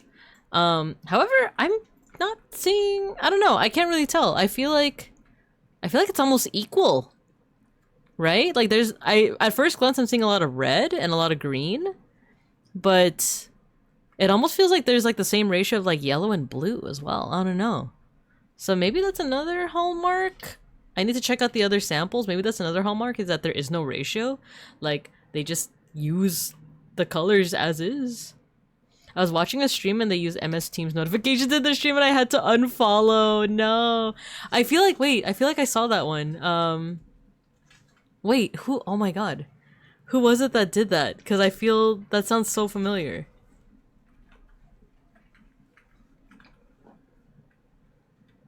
Yeah, Owen. Yeah, Owen used it. Yeah. It wasn't Owen. But I totally get it, the trauma, right? I personally don't use MS Teams at work, so I don't know what the trauma is. I do use Google, like we use like the Google Suite, you know, we use like Google Chat, Google what is it, Spaces for our group messages.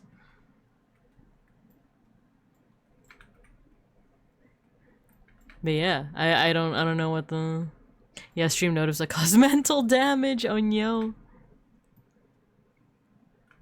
Yeah, so okay, I'm gonna go through with this color scheme. Maybe one for each cat. It was Bricky. Oh, okay, okay. I think I'm gonna go ahead and run the ad break, and then when we come back, we're gonna take a stab at trying to draw our cats. Our 3 cats, our kitty cats. Britchard? Is that the name of the streamer, Britchard? Joe Britches. They gentrified the brick. That's incredible. That's an incredible phrase. Alright, I'm gonna put you guys in an ad break so that I can eat my elote. It's bricky. Ah, okay, okay. Bricky. Interesting. Interesting. Brickles. Brickleberry. That's an old reference. Yeah, I'm gonna go ahead and do a 3-minute ad break. I'm gonna eat some of my elote, hopefully without Filka trying to steal it from me. And we'll come back and we'll draw the cats. Alright, so 3 minutes starting now.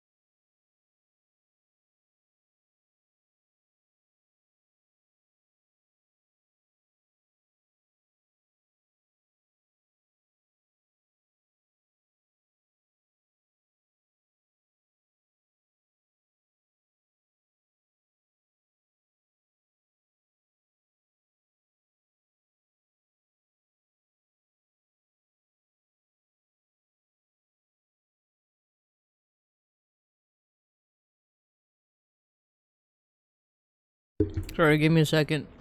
I just finished my elote really quickly, but I gotta wash my hands now.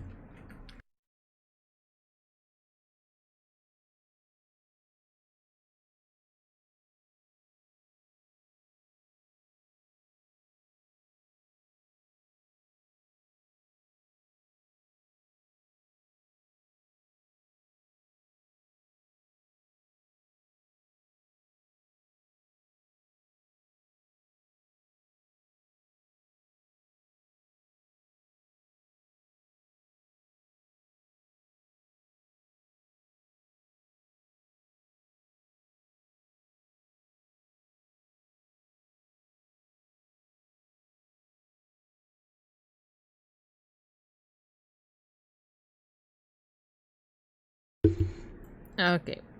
Finish my elote, wash my hands. Filka is still honking at me. He's like, meow. So let's get back into the swing of things. And see how much I just keep on like getting so entertained by the the big I drew. Let's draw our cats. Let's draw the cats, shall we?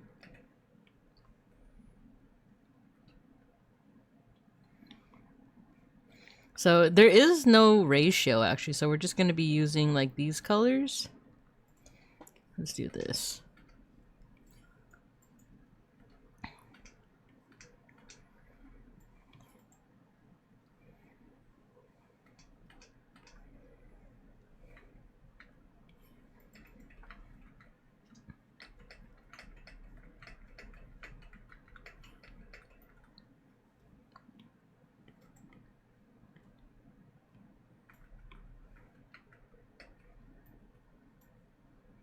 Maybe blue for Schnackery?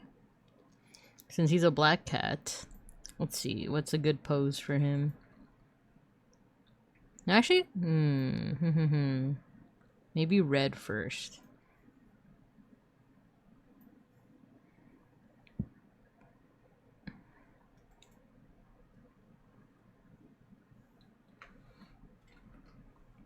Alright. Oh no! Bear with me here. Bear with me. I'm trying to cook.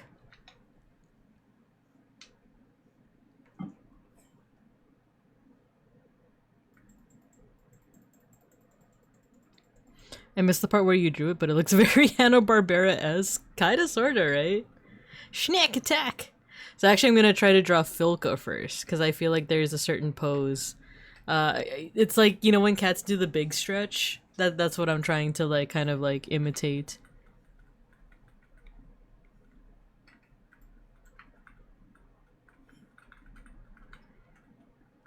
Where they do like big stretch. I feel like it should be more like wobbly. There we go. Something like that.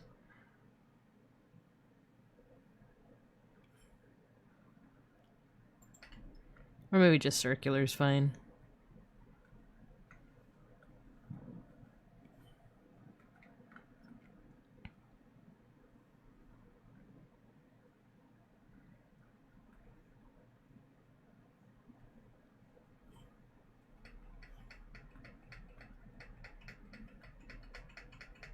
Actually, Filka has like a long tail.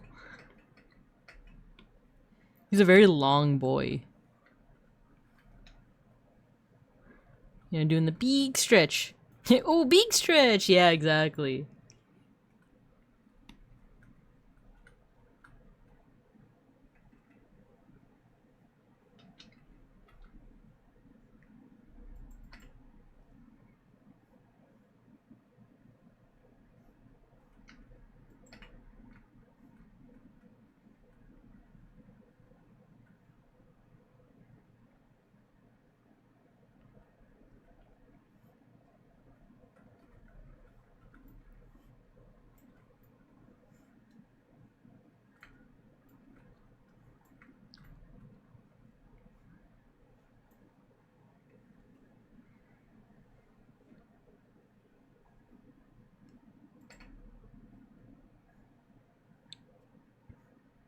keep on, like I said, like my lines keep on like aligning too closely with the shape, and I don't want that. That's the thing, I don't want that. So like that. There you go.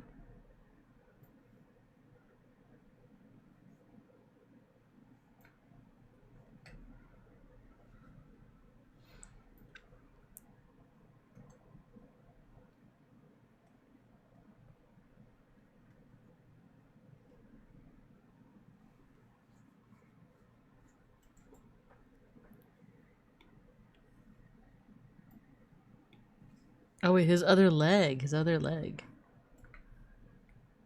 Actually, what happens if we do that, you know? We put some, like, shading? With some cross-hatching in there? Oh god, he's scratching at the ottoman now. Filka! Stop it! Don't. Aw, he's like ruining. He's ruining the ottoman. Ooh, I kind of like how this looks. Stop scratching. He's scratching at the freaking ottoman. Gonna head out. Have a good stream, Binka. Thank you. Thank you for joining in, Fugubi. I appreciate ya. Always appreciate ya.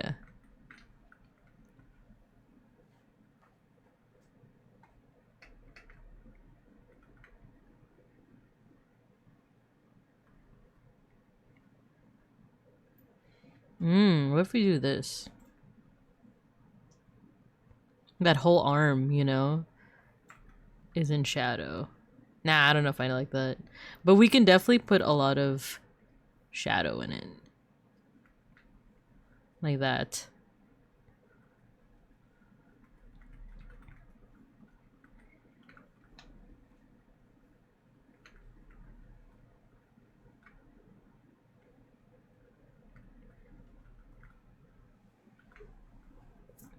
There we go. Beak stretch.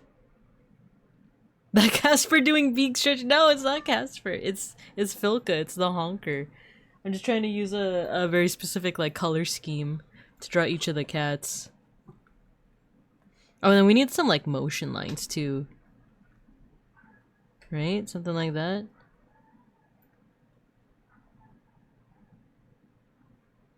The Coca-Cola color scheme? No, it's these ones. It's these ones.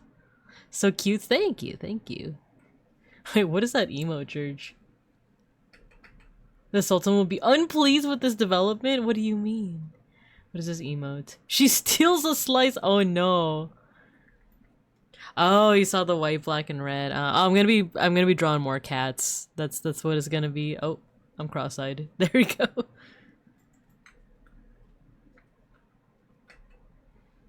Oh my god, freaking Filka jumped up. Keeps jumping up on the table.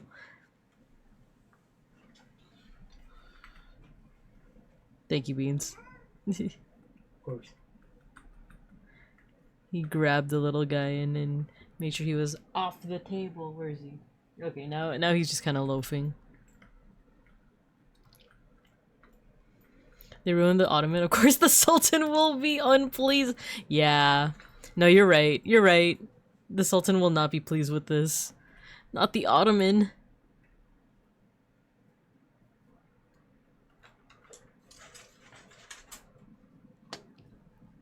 Let's see. Let me take a look at some other... Yeah, what if we put some accent colors in here? Like, I don't know, something... Oh, no, not like that. I drew it on the same layer. It's too late. It's okay.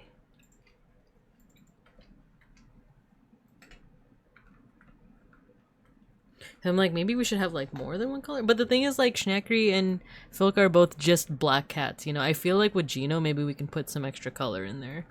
But for now, maybe this will just be Filka. Filka... No, not the autocorrect. Filka. There we go. And then Binka. There's the palette.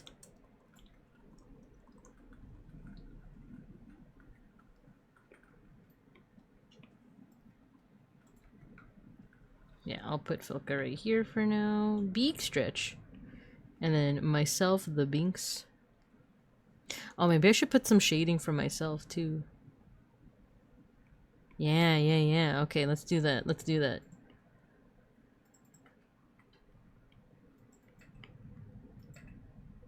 Actually, no. Let's restore the size. There we go. Let's erase this for now. But what if the Sultan is the cat? Oh no. Then this was part of their plan all along.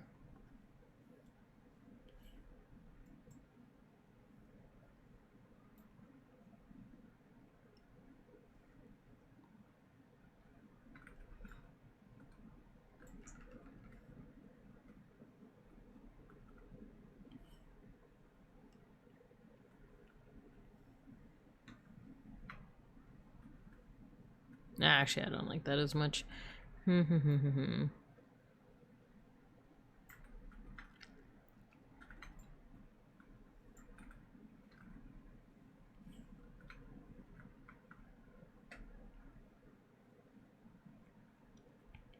what if we do this? No! There you go. No! Oh, I keep forgetting to like fill in certain spots. Here we go. Ooh, there we go. That's starting to shape up.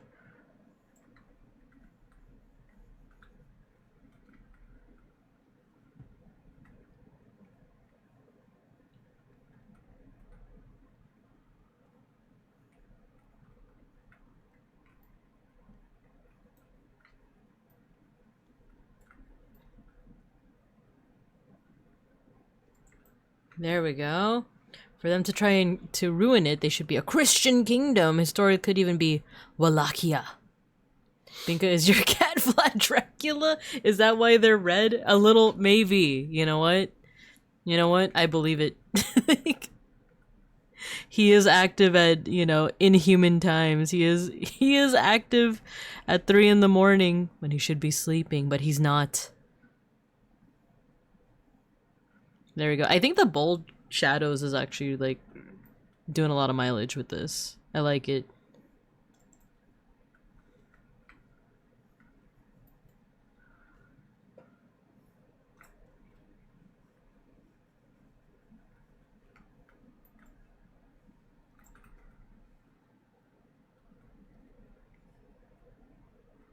Willow Maple, hello. Thank you for joining the class. I'm Babinka Bear, your local Sun Bear art history teacher and educational streamer, and today we're trying to draw in the style of Global Village. Oh, what did I call it again? Global Village Coffeehouse. There we go. Hello. She's singing and painting along. She's so talented. Was I singing? I don't think I even know this song. I will play a song that I do know. Mookie Sticks, hello. I feel like I told you this before, but I saw the GIF that she used in the wild. And I was like, oh, it's like Mookie Sticks. Let's see, this is my favorite Michael Jackson song. They don't really care about us. How's the art stream? It's going good. We're trying to imitate Global Village Coffeehouse style. It's like a retro style from like the 80s and 2000s. Stuff like this, you know? So we're trying to imitate that. So I drew myself. I'm also drawing my 3 cats. So there's one of them. And we're gonna draw the other 2 soon. I'm just wondering if there's like anything else I should add to this one. Oh yeah, you know what? Because this jacket is black, so I feel like we should add way more shading to it. You know, something like that.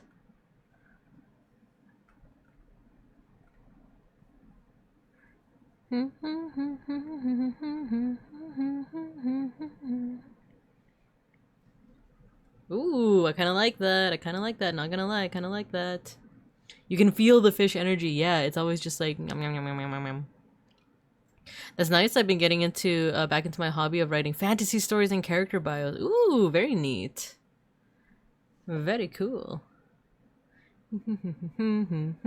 I definitely should not be singing this song out loud. I did just say that I like this song, but I realized the lyrics may be a touch controversial. All I want to say is that they don't really care about us. Immediately start singing. You know, my first exposure to this song was My first exposure to the song was a Higurashi no Nakukoro ni music video. Alright, let's do Schnackery next. Let's see. We could do him loafing. He does loaf quite a bit. Maybe Schnackery loafing, and then for Gino, maybe it's him doing something active. LOL, of course. All I wanna say is that they don't really care about us. Alright, loaf shape.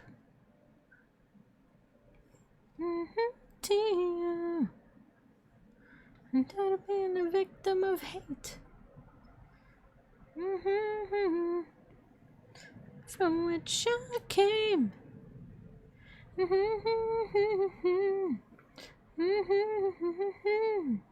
Oh wait, if he's loafing, his tail would not be up. Oh, what's he do? Oh my god, give me a second.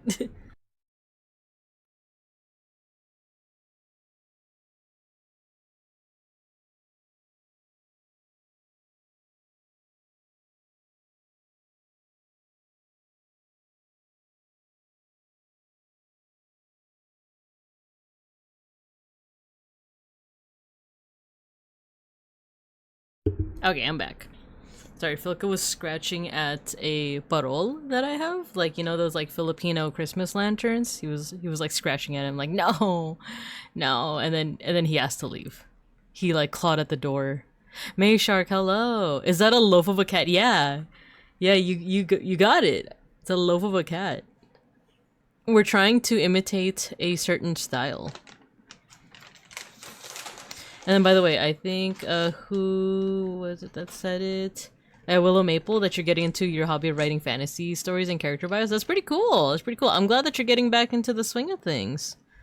Or at least that's what the implication was. Like, you're getting, like, back into it, right? So, how about this? A long neck. And that seems like a fun hobby to have. I say that they don't really care about us. The thing is, Schnackery's like way fatter than this.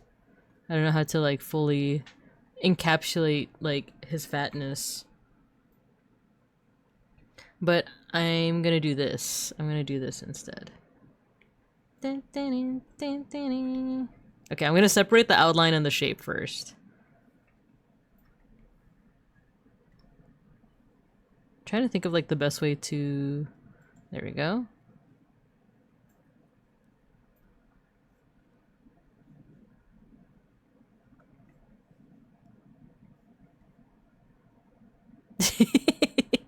I wanna like, he's usually so angry looking. No, actually Gino's pretty angry looking. So maybe a sleepy cat?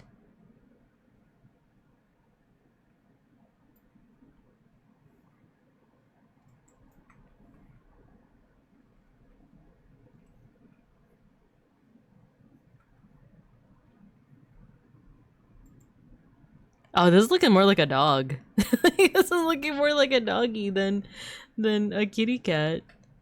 Especially because his face is like a bit more circular too. So maybe I want to do something like that.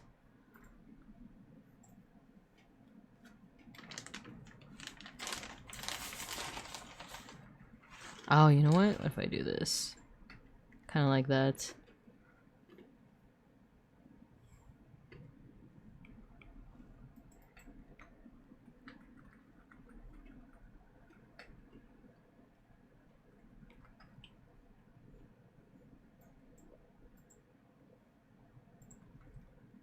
I keep wanting to draw him angry, but no, I shan't.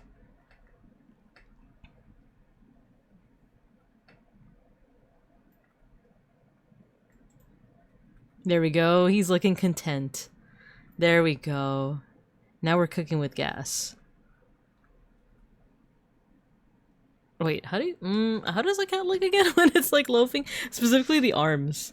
Cat loaf. Its arms are kind of hidden, right? But sometimes it's like, you know, like that.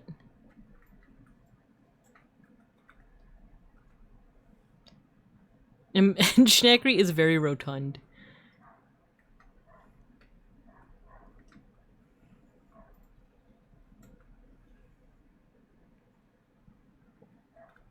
Okay, that works. He also has eyebrows. Like, I don't quite know how to, like... One thing with the way that we're, like, telling apart Schnackery and Filka is the fact that, like, Schnackery kind of has, like, very slight white eyebrows.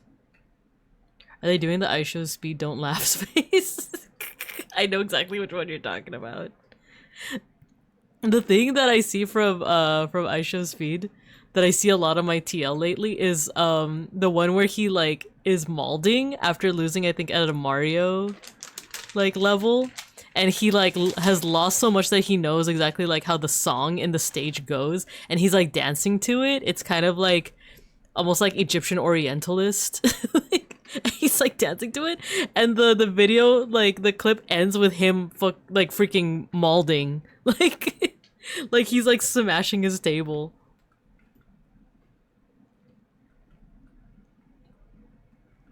That's the one that like I've been seeing a lot of lately on the TL, if that's how the kids say it, as the kids say.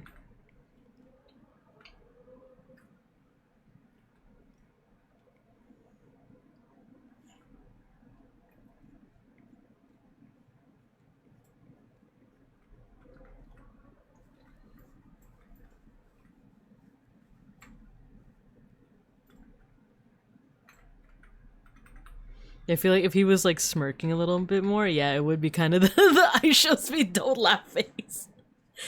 My mom's kind of homeless. Wait, what is the thing that he's like trying not to laugh? Is it like my mom's kind of homeless? Yeah, it's that. It's like a kid saying like, my mom is kind of homeless. I know him through the reaction gifs on X and B Sky. You call it X? The thing is, I don't even watch Speed. I don't even watch him, but I know that lately he's been like he's been doing like travel vlogs, and it's been like cool because it seems like he's pretty like respectful of like the cultures. It seems like he's It seems like he's you know, learning a lot about the respective cultures that he's visiting. It's just a shame because I think people don't treat him the best. Is that the context? I never knew the context. Yeah, I actually only saw it like recently. I also like am very new to just like what the lore is, but it's I don't know. I don't even know the full context. I just know that it's a kid like crying and saying like my mom is kind of homeless, and it's him trying not to laugh, and then there's like another voice saying like, why are you trying not to laugh right now? That's super disrespectful. Why are you trying not to laugh right now? And it's like, oh my god, that kills. That like this kills the man.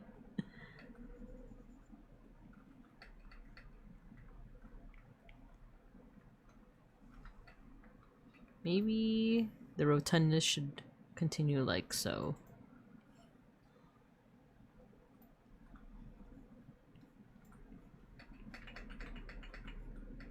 Like that? How does that look? It kind of shows how round he is. He's a round boy.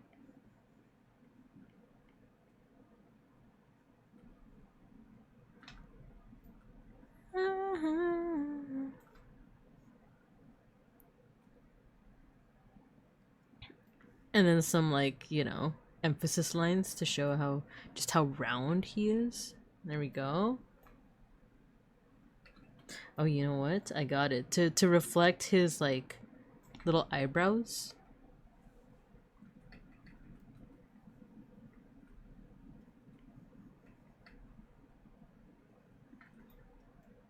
There we go. He's got little eyebrows.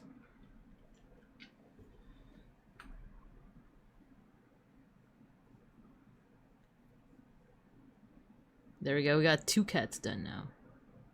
And this is... Actually, I'll keep those layers separated for now, just in case I go back on the whole eyebrow thing. Actually, I like how just the line work looks too. It's pretty cool.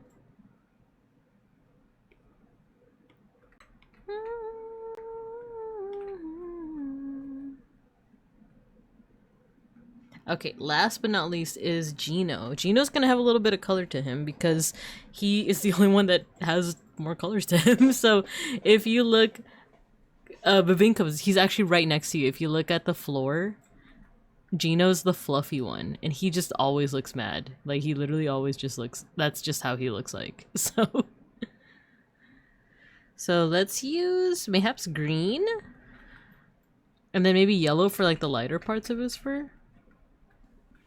Let's see if I have like a picture I can use of him, because we have a cat loaf, we have ooh big stretch. So no, who broke the school pipes? No, Gojikins, you're gonna get their fur wet. You're gonna get the cat's fur wet. Wait, let me put them on my head. There you go. They don't like getting wet. They don't like it. They clean themselves with their fishy smelling tongues, and that's all they need. Alright, let me look for some pictures of Gino real quick. See, get some like some pose references.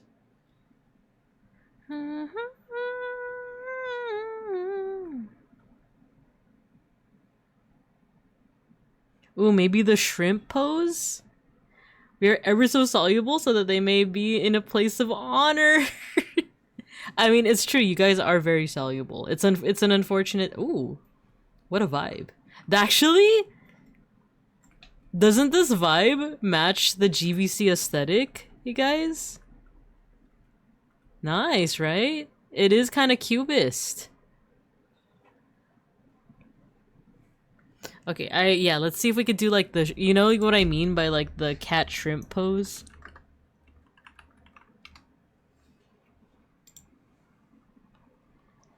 Oh, I should have done this for Schnackery, because Schnackery does this a lot. He does like the shrimp pose. It's like this. This is how he sleeps. He like holds his legs.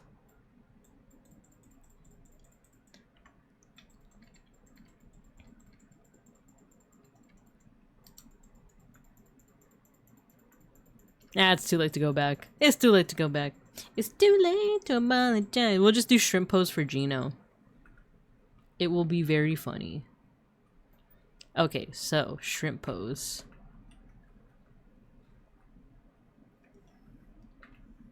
Should I just draw shrimp?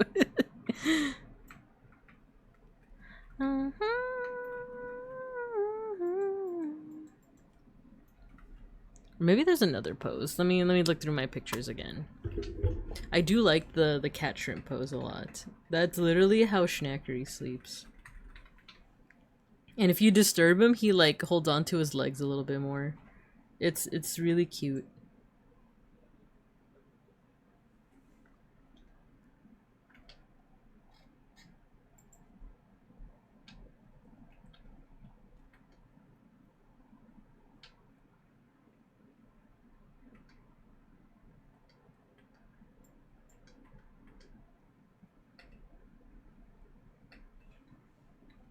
Oh, you know what?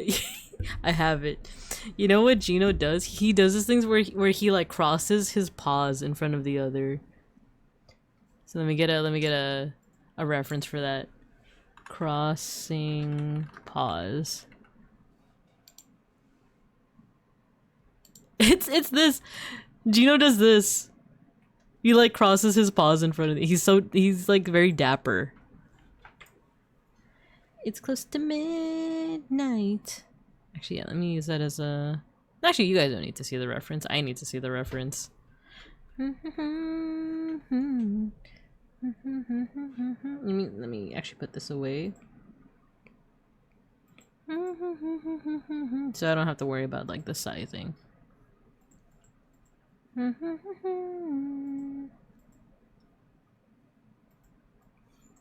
Ah, nope, I forgot to close it. This is Thriller, Thriller Night. Thriller,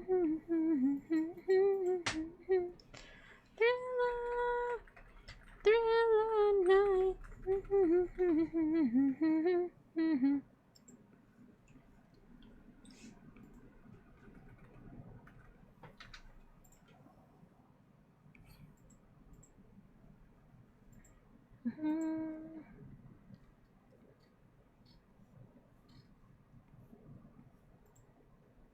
Alright,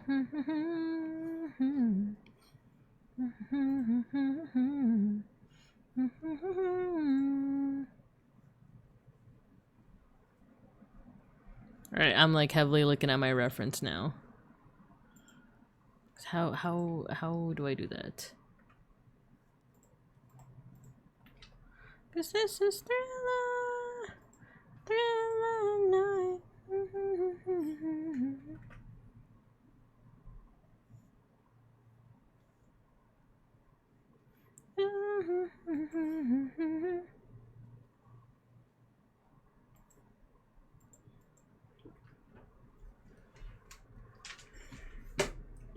Ah, dang it, I keep forgetting to like make sure it's like really closed. There you go.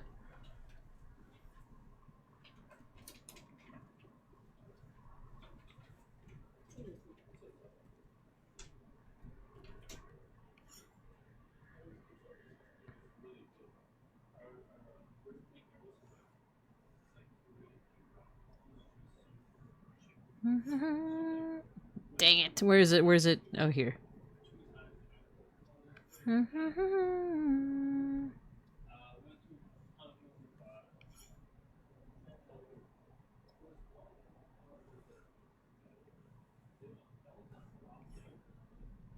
There we go.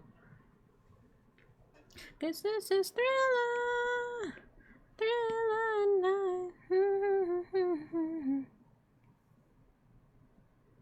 Just realized your boots are just above the floodline. Yes, everything's coming up Binka. Everything's coming. My little toesies are gonna be nice and dry because of my cool little boots. No wet socks, exactly. No wet socks, no smelly socks, because I've been in that situation before where I was caught in like a storm. It wasn't too bad because like I was walking to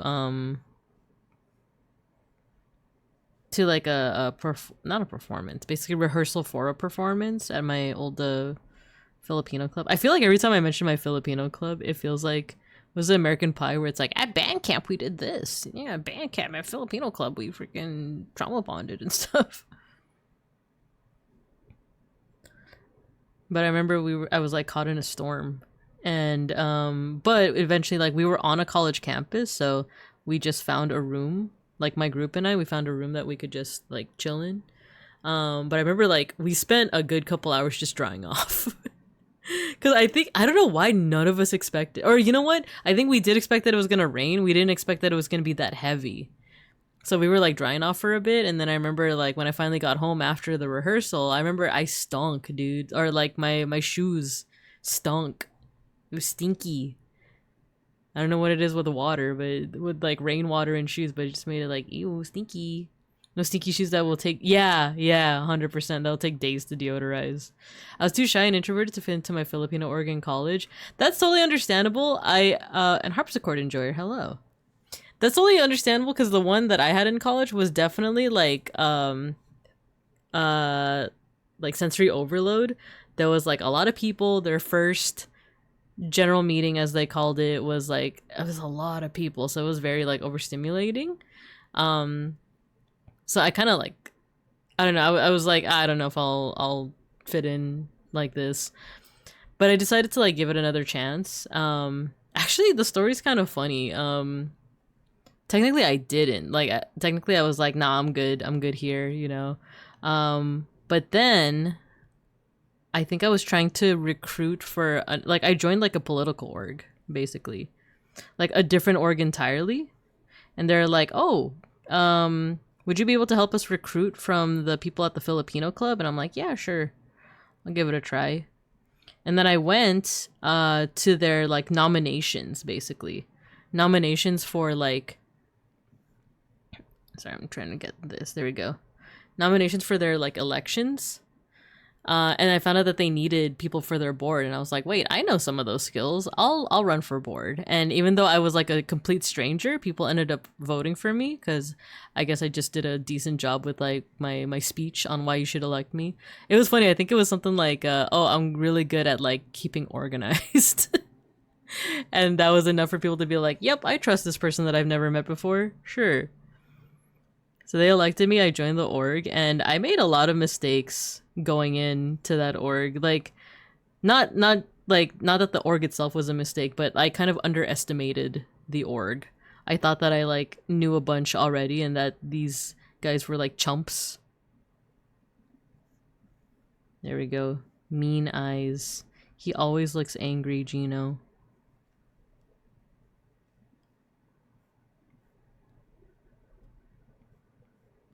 There we go.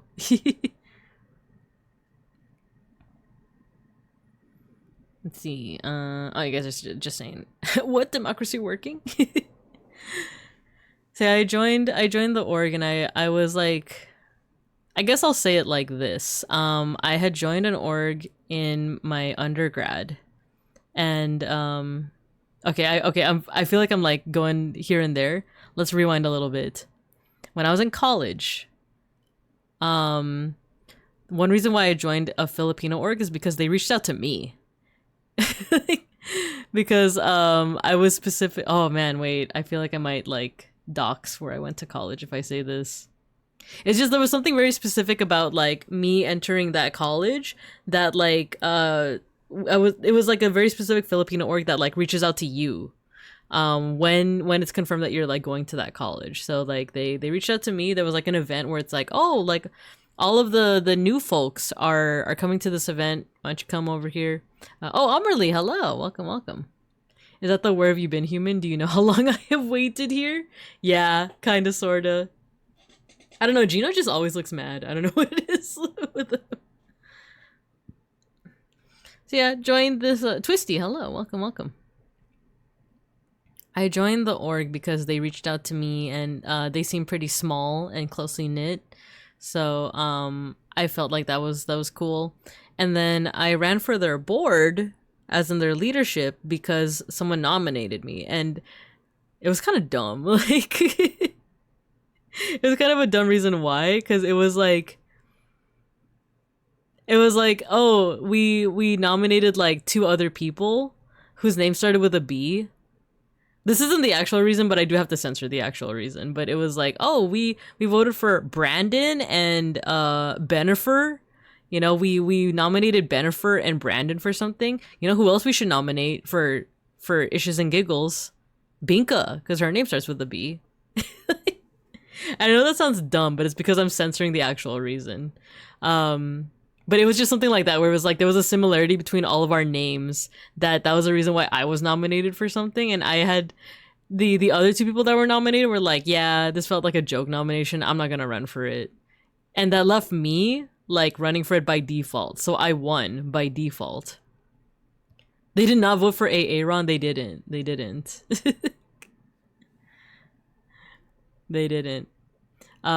So I was nominated. I won by default, and that's how I got leadership experience. Is like I joined the board. I was like, because I could have easily just been like, oh, I declined the nomination, and then no one would have fulfilled that role. But I was like, no, I'll give it a try.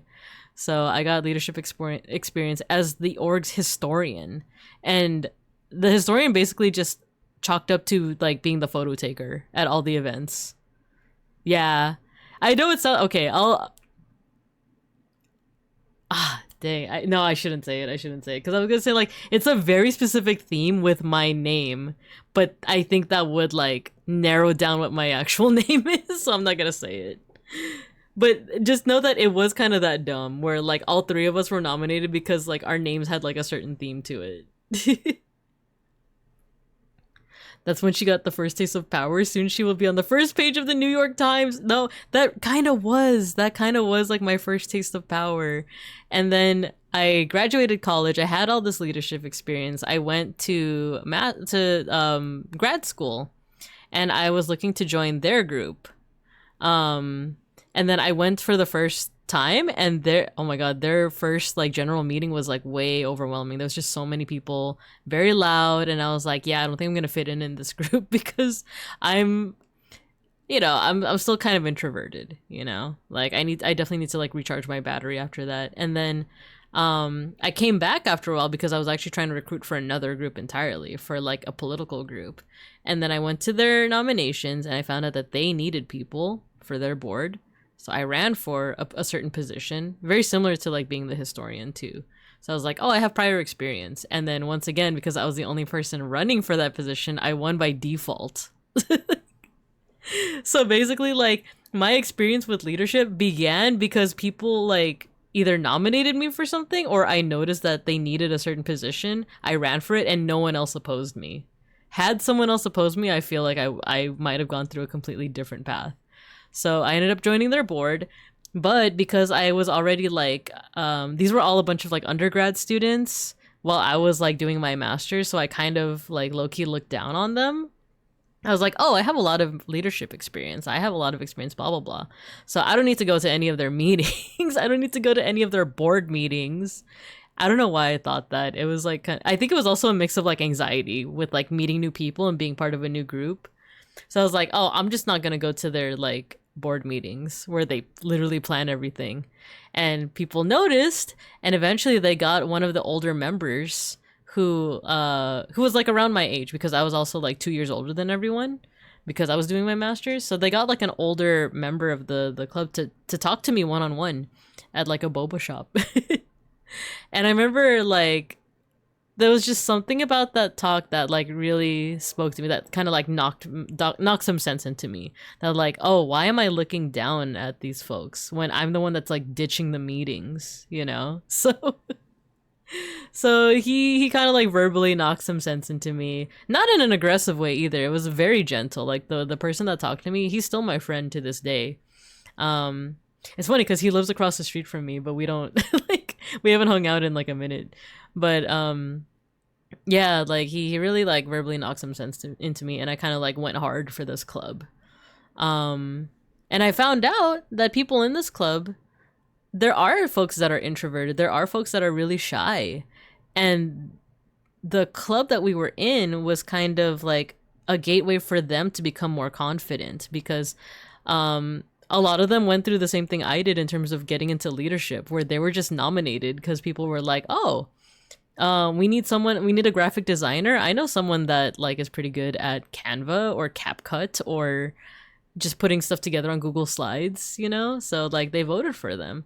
Even if you don't have like formal leadership experience, like people like nominated and voted for other people, or even if they didn't run for the board, for the leadership board, they got more confidence by like making more friends in the club. So I do get it. Filipino clubs can be very like sensory overload, can be very like anxiety inducing. But depending on how good the board is, it might actually be a nice space to kind of like develop a little bit more confidence, develop a little bit more like leadership skills, stuff like that. And of course, this isn't for everyone. This isn't me like trying to say like, oh, you should have joined that club. Like, it's not for everyone. But I just remember like my personal experiences were all like, well, not all, but like for the most part, like pretty good. So when by default, gotcha, exactly. Eliminate the competition beforehand, exactly, you know? Like, find out what people are allergic to. Nah, I'm just kidding. Don't actually do that. One thing about Pinoys, we are never nonchalant.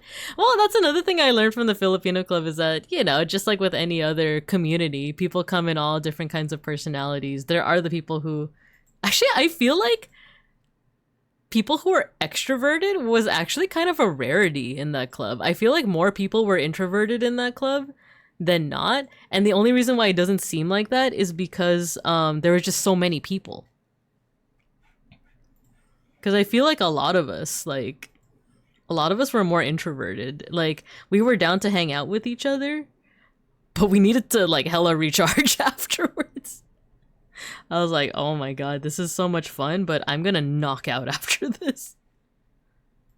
I need to like not talk to anyone for like a good chunk of time. We're always chalanting for real. Yeah, I remember just like meeting a whole bunch of... Oh, I forgot that I put it all in the same layer. That's okay.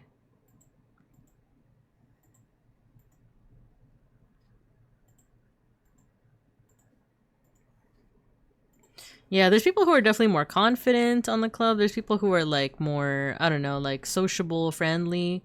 There are people who are a little bit like antisocial, but you know, there's still something like There's still a part of them that still wants to like make bonds with other people.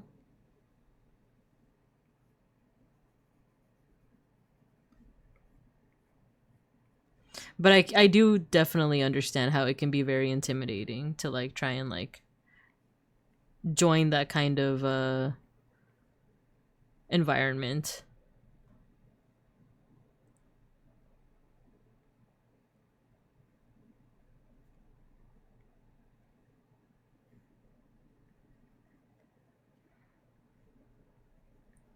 But overall, I had a good time. There were some hardships. There was a little bit of trauma bonding, but I had a good time.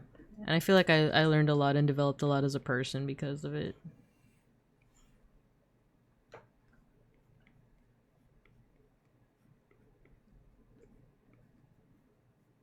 That isn't to say that if any of you have never done that before, that like, oh, you missed out on your opportunity. There's like other communities out there.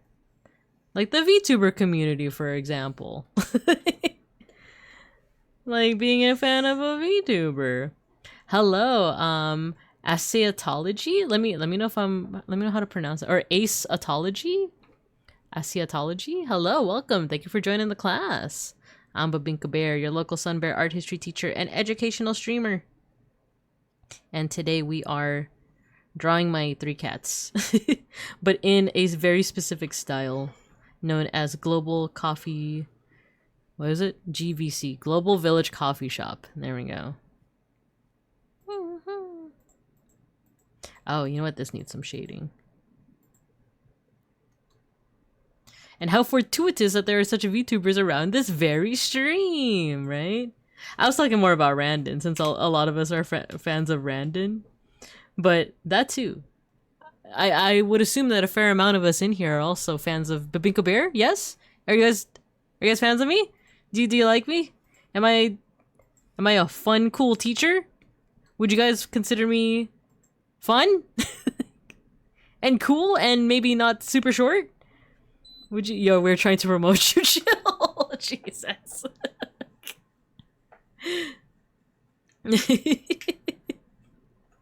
I know, I just like go overboard. I'm just like, you guys like me, right? Like, no, stop laughing at me. No. I'm not a jerk. Stop laughing. How dare you? How dare you? I haven't seen a Sun Bear OC Sona yet. Super cool. Thank you. Thank you. I know there's a couple other Sun Bears out there, but I'm the only one that I know that also goes into art history. Unless there's other Sun Bears out there that are also into art history.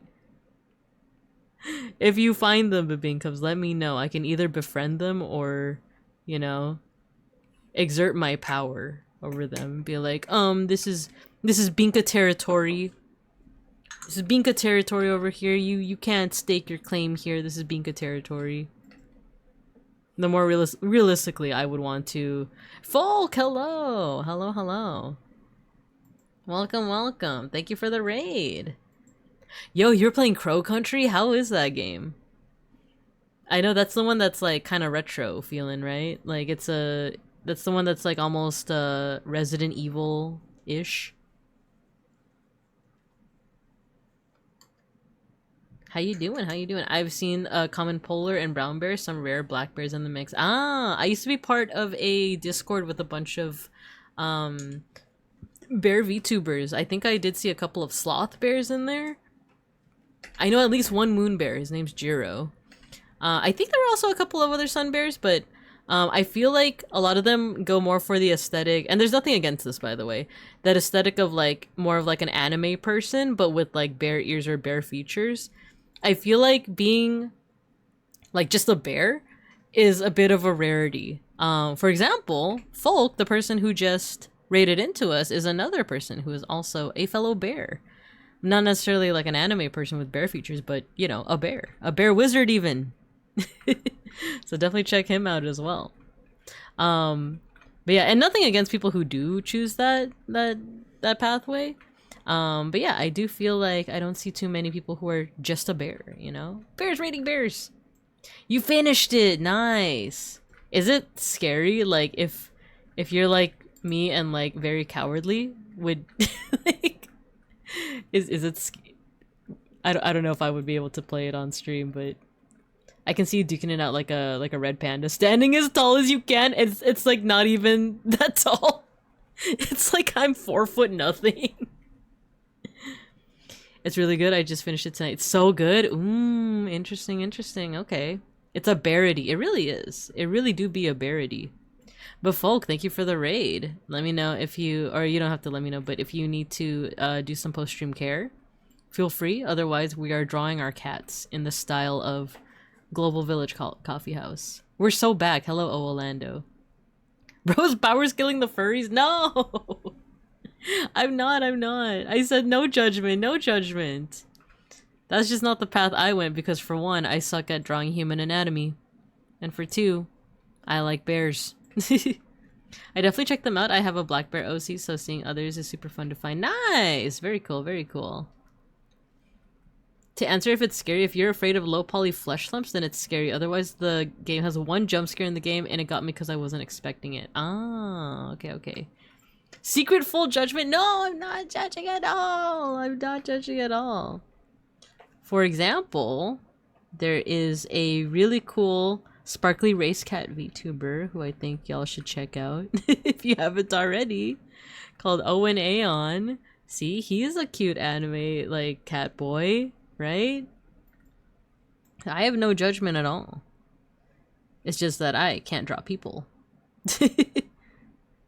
The time we fell in love, you remember the time. Yeah, there we go. Thank you for shouting out Owen. Okay, now we need to look at features that are uniquely Gino. What? Oh, I forgot that I put the cats on my head. I was like gonna use them as a reference, and I'm like, where is Gino? Are we listening to MJ because of the recent announcement? Heck yeah, we are. I'm so excited. I'm so excited for that biopic. I love Michael Jackson. I love Michael Jackson so much. Can we listen to... Oh, I like Man in the Mirror, actually. I'm looking at the man in the mirror. Okay, so Gino has these, like, lines above his head.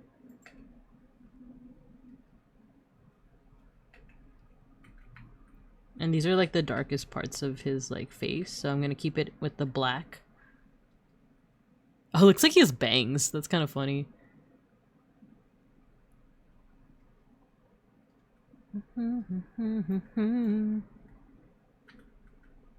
It's the wear my glasses on my head all over again. That's literally something that happens to me. I remember one time it was my glasses, but another time it was my earrings.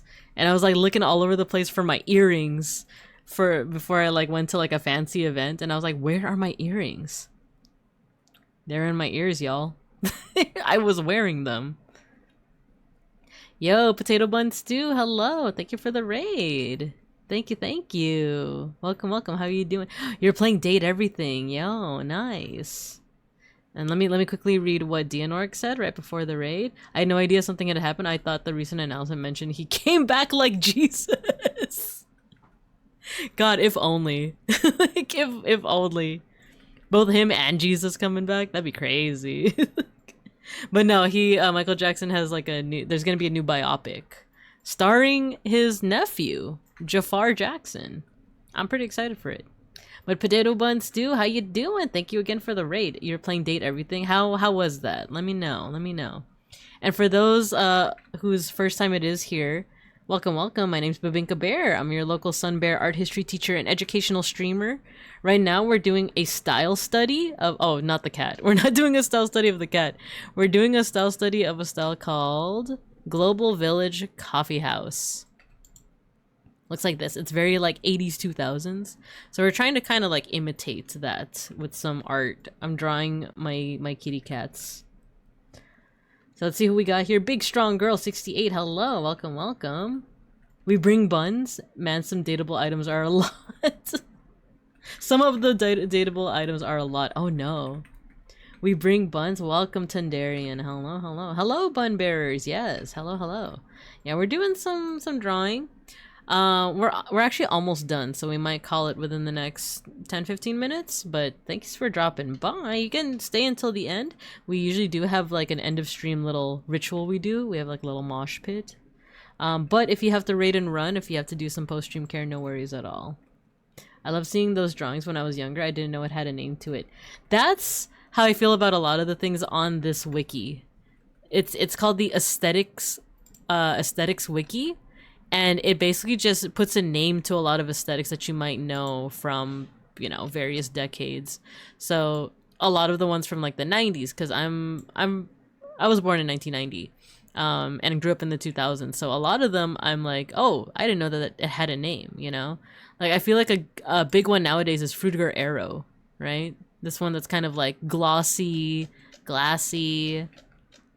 We did a study of this one a couple of streams ago, a couple months ago, actually. So now we've moved on to Global Village Coffee House. I feel like it also fits with the music we're listening to. Nice, you love doing art studies? Awesome, possum. Have you already played They Don't Care About Us on air? Yeah, we have, twice. And that's actually one of my favorite songs. I love that song so much. I'm gonna have to take off and sleep. Make sure Binka doesn't rig the mosh. It's not rigged, but also have a good rest, Gojikins. Have a good rest. Tell Ghosty I say hello. Yeah, oh, I like that you are using the emotes. Nice, nice. All right, let's see what we can add to the Geno.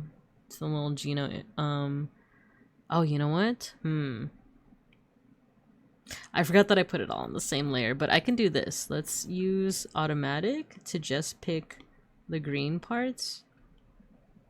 It's not gonna be perfect because, as you can see, there are some like white spots that I'm missing here.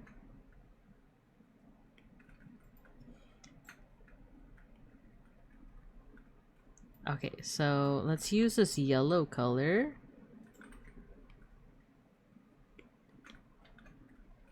Yeah, sleep well, Gojikins.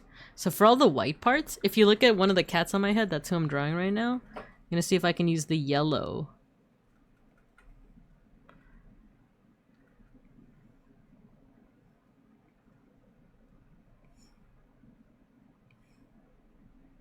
There we go. Make that change.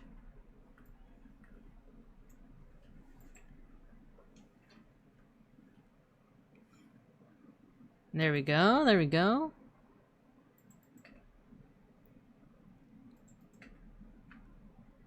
And then let me see some other pictures of Geno. He has a white underbelly. Maybe we'll do that. Oh, I like that song too. Dirty Diana. I think his paws are also... You can't see his paws like in the picture where he's like above my head. Because... yeah, he has like light colored paws too.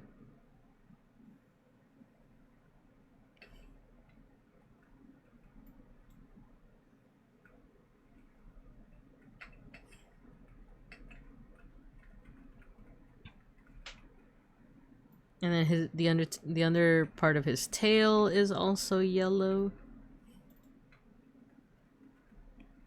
Dirty Diana. Dirty Diana. Oh. Dirty Diana. Dirty Di. No. Ah, dang it, I accidentally undid it. There we go. We'll make this all yellow. There we go.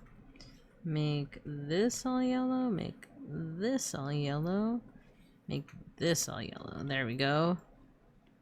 So we can work around accidentally merging our layers.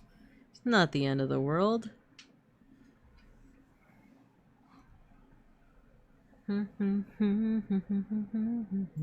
Okay, I think I also want to do something with the eyes.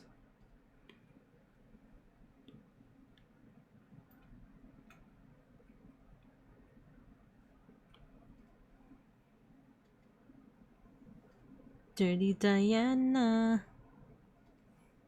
Dirty Diana.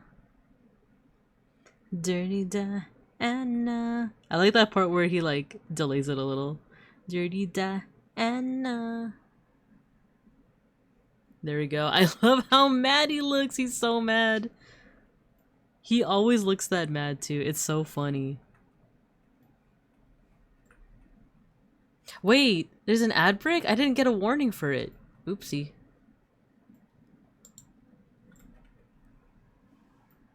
Sorry about that. I'll see you guys in about 3 minutes.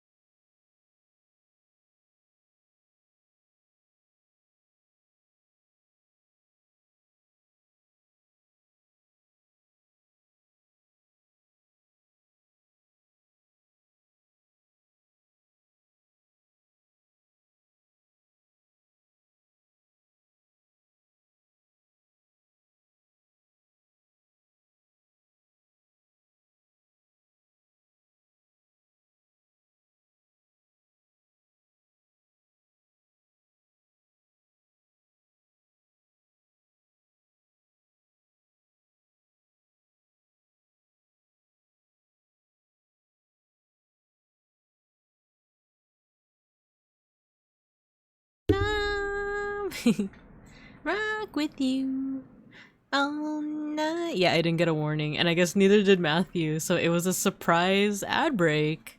Sorry about that, everyone. For anyone who's new here, don't worry, I don't usually do anything during the ad breaks. There's an ad break? I didn't get a warning. Reese's Puffs, Reese's Puffs. If only that was an ad. I love the long bear on the shelf. Yeah, that's me. That's Long Binka. It's that's actually what my old model looks like. My old PNG model. I also have a 3D model courtesy of Gojikins who went off to bed, and then I also have a live 2D model. But I like switching out between the various models I have. But I did have a long legs Binka model for a little bit. So it's me. It's like proto Binka. I wanna rock with you. Sunlight. Oh, that's out of tune. But anyway, we're actually pretty much done. We're pretty much done. I just added some like lines on Gino's back over here. I love that. Yeah. It's fun. It's fun getting to play dress up a little, you know? So there's Gino. And then here's Schnackery and Filka. And I'd say, ooh, I kind of like how the colors all kind of like mix together. So I think the last thing that I want to do is just play around with the size and composition and make this into like some kind of cohesive thing. So let's actually label this. I do like labeling my layers. This is Schnackery.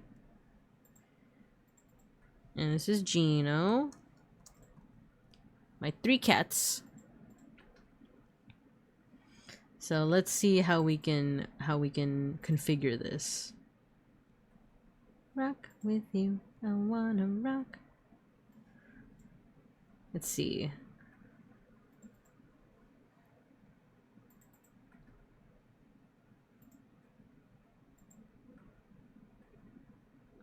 Maybe something like this. They look like a triad, you know? They look like your fate will be decided by the fat triad, you know? Actually, Filka's not really that fat, but Gino and Schnackery are very fat. The triad of trouble will decide your fate.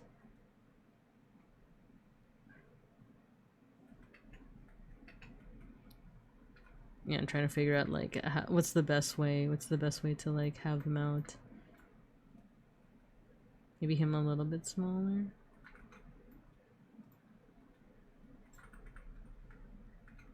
Maybe flip. Oh, there we go. Oh wait, I'm realizing that I am missing something from Gino's, and that is some funky little motion lines.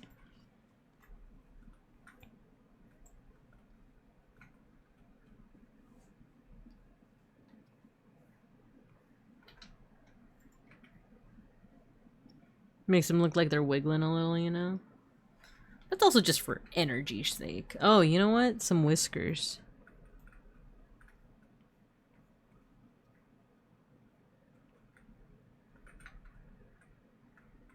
There we go. The 3 cats.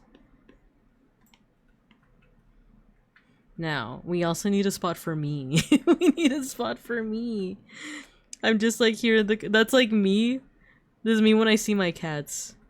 I'm like, hey guys. Okay, what if I put myself here and then the 3 cats are here?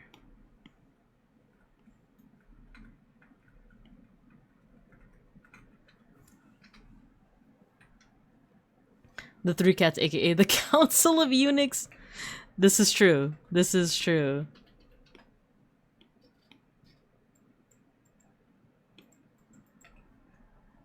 There we go. It's like me saying hello to the cats when I get home from work, you know?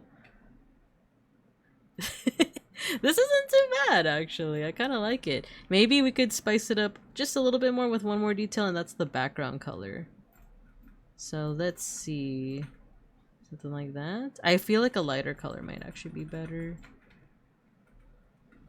Maybe that creamy color?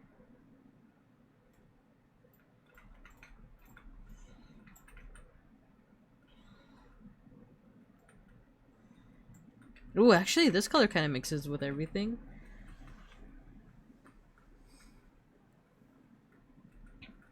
Wait, I have it. I think I should crop. I think I should crop.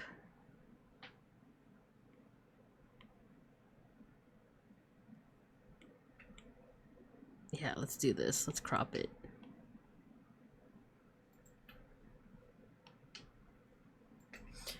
And then actually, let me get some more ideas for like a background. I feel like there needs to be a little bit more of a background. Looks like they're all dancing. Aww. I like that. Oh, I got it. I got it. I know what to do for the background.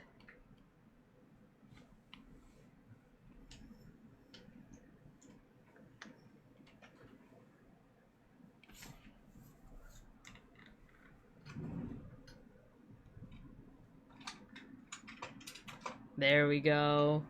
Actually, maybe.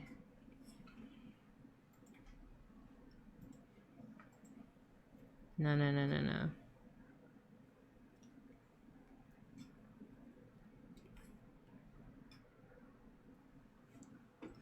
And then maybe some little, like, shapes.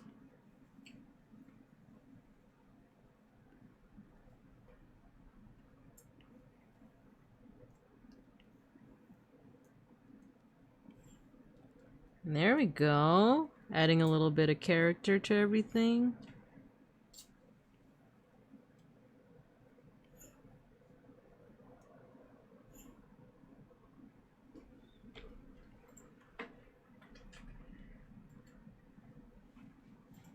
There we go. It almost looks like spilt milk, but you know what? Like, that's what we're gonna go with. That's what we're gonna go with. I kind of like this. I kind of like how this came out. It's cute. For some reason, they remind me of a pizza restaurant wall art. Yeah, I could see it. It's like, come over to Pinka? Not Pinka. Come over to the Binka's pizzeria. If you stop by Binka's pizzeria, well, you get you get free cat fur in your pizza. Free of charge. What a steal. But alright, I think we're done here. Wait, you're cooking. Thanks. This is a lot of fun. This is a lot of fun. So I like this style. I might want to experiment with it some more, but this was just a little stab at it, a little attempt at it. We gotta put that in the background of the pizza party. Oh, you're right. I like that. Yeah, for the pizza party. Hold on. Let's get the teacher's desk out. And then, do I have the party decorations? Yeah, there we go. Look, but makeups, it's a pizza party. Let me put the cats down. No, not into the water. There we go. The cats are on top of the pizza. They're keeping it warm. There you go. And the liter of cola too. So look, it's Binka's Pizzeria. Mamma mia. Mamma mia. You've been struck by a smooth criminal. Dun, dun, dun, dun, dun, dun, dun, dun, dun. It fits so well with the theme. Yeah. This is our fun little classroom. Yeah, alright. I think we can call it from here, right? That looks pretty neat, right? So, yeah, let's go ahead and end things off. Well, we're gonna do Binka Fazbear. You know, I've never played Five Nights at Freddy's. I'm too much of a scaredy bear. I'm too much of a scaredy bear. Thanks for the stream. Thank you guys. So we do have an end of stream tradition. It's called our end of stream mosh pit. So let's find some music to listen to for the mosh pit, and then we'll raid into someone. Let me make sure that I stop raids. Hey! Open up the pit. A Cruel Barbie's Thesis? This just popped up on my feed. Do we dare? Please don't maul me. I love how it turned out. Thank you. Thank you. Do we dare? Let's dare. Let's dare to bear. Alright, so here's what we're gonna do with this mosh pit for any new students. Once you hear the music, go ahead and just start spamming your favorite emotes. I'm gonna make your little stream avatars fight each other, and there's no correlation between how many emotes you spam and who wins the mosh pit. It's totally RNG, and it's not rigged. Don't believe what the other beeplebees say. Alright? Once you hear the music, get to moshing. I'm so curious what this means.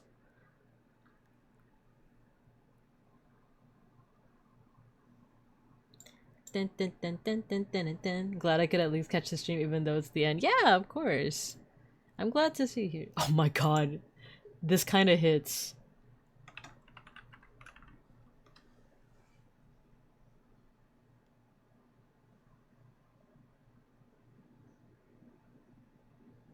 Come on, Bobby, let's go party.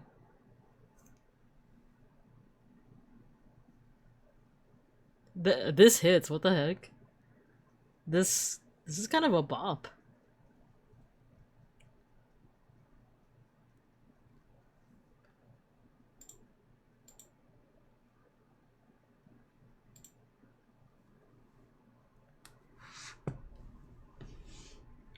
This is kind of sick.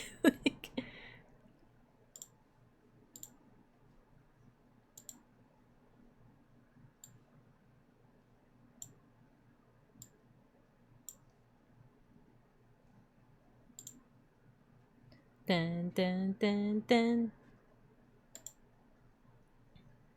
Oh my god, I'm killing everyone. You did it, Omolando. You won the mosh pit. Let's go. But you won round 1. Can you win round 2? Humanity could not face the blah blah blah blah blah. And instead of thinking about it, they blamed the beasts. Heaven or Hell. Round 2.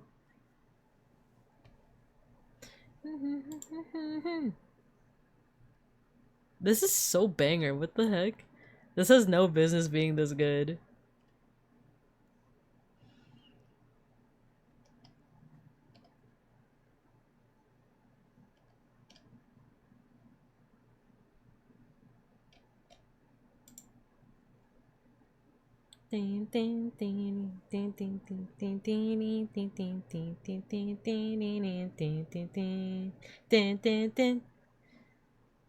Ooh, ooh, okay. Okay, work, okay.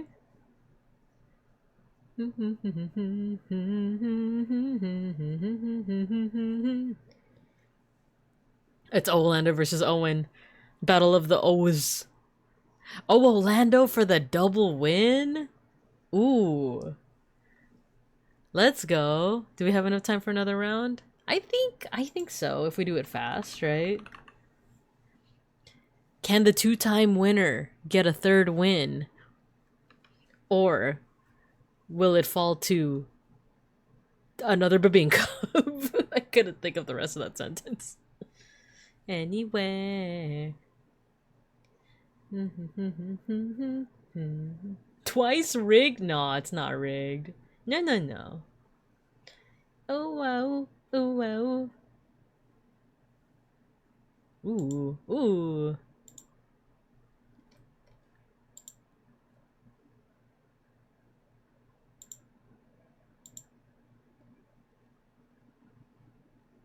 Let's go party. Come on, Barbie. Let's go party. Ooh, oh, ooh, oh. Yeah, let's go. Let's go. I don't know if I said hello to you today, HDTQW5, but you're getting there. I see it. Pexcool versus HDTQW5. Who's gonna get it? Who's gonna get it? Ooh, Pexcool with the med pack. Pexcool with the med pack. Wait. What's about to play right now? No! The other window. The other window. There we go. It's HDTQW5! Let's freaking go! You can't win them all. It's true, it's true. But it's okay. You won twice. HDTQW5, you won the other time. You did it. You did it. And I'm proud of you all. I'm proud of you all. You did it. But with that, we're gonna go ahead and raid. We're gonna raid into fellow Randonite and fellow cool streamer Kyo the Lorebreaker. He's currently doing some Warhammer, some like mini painting, and it looks pretty cool. So let's go ahead and raid into him. I'll see you guys tomorrow. We're gonna learn Maya glyphs. That's right, ancient Maya glyphs. I don't know if I'll be able to write everyone's name, but we'll definitely write something. Otsubinka! Yes, Otsubinka. Magandang gabinka! With that, let's go ahead and start our raid. I hope you guys have a good morning, afternoon, and evening. And as always, I'll see you guys when I see you guys. And thanks everyone for joining. I really do appreciate you guys. Alright, let's go ahead and raid. Bye-bye!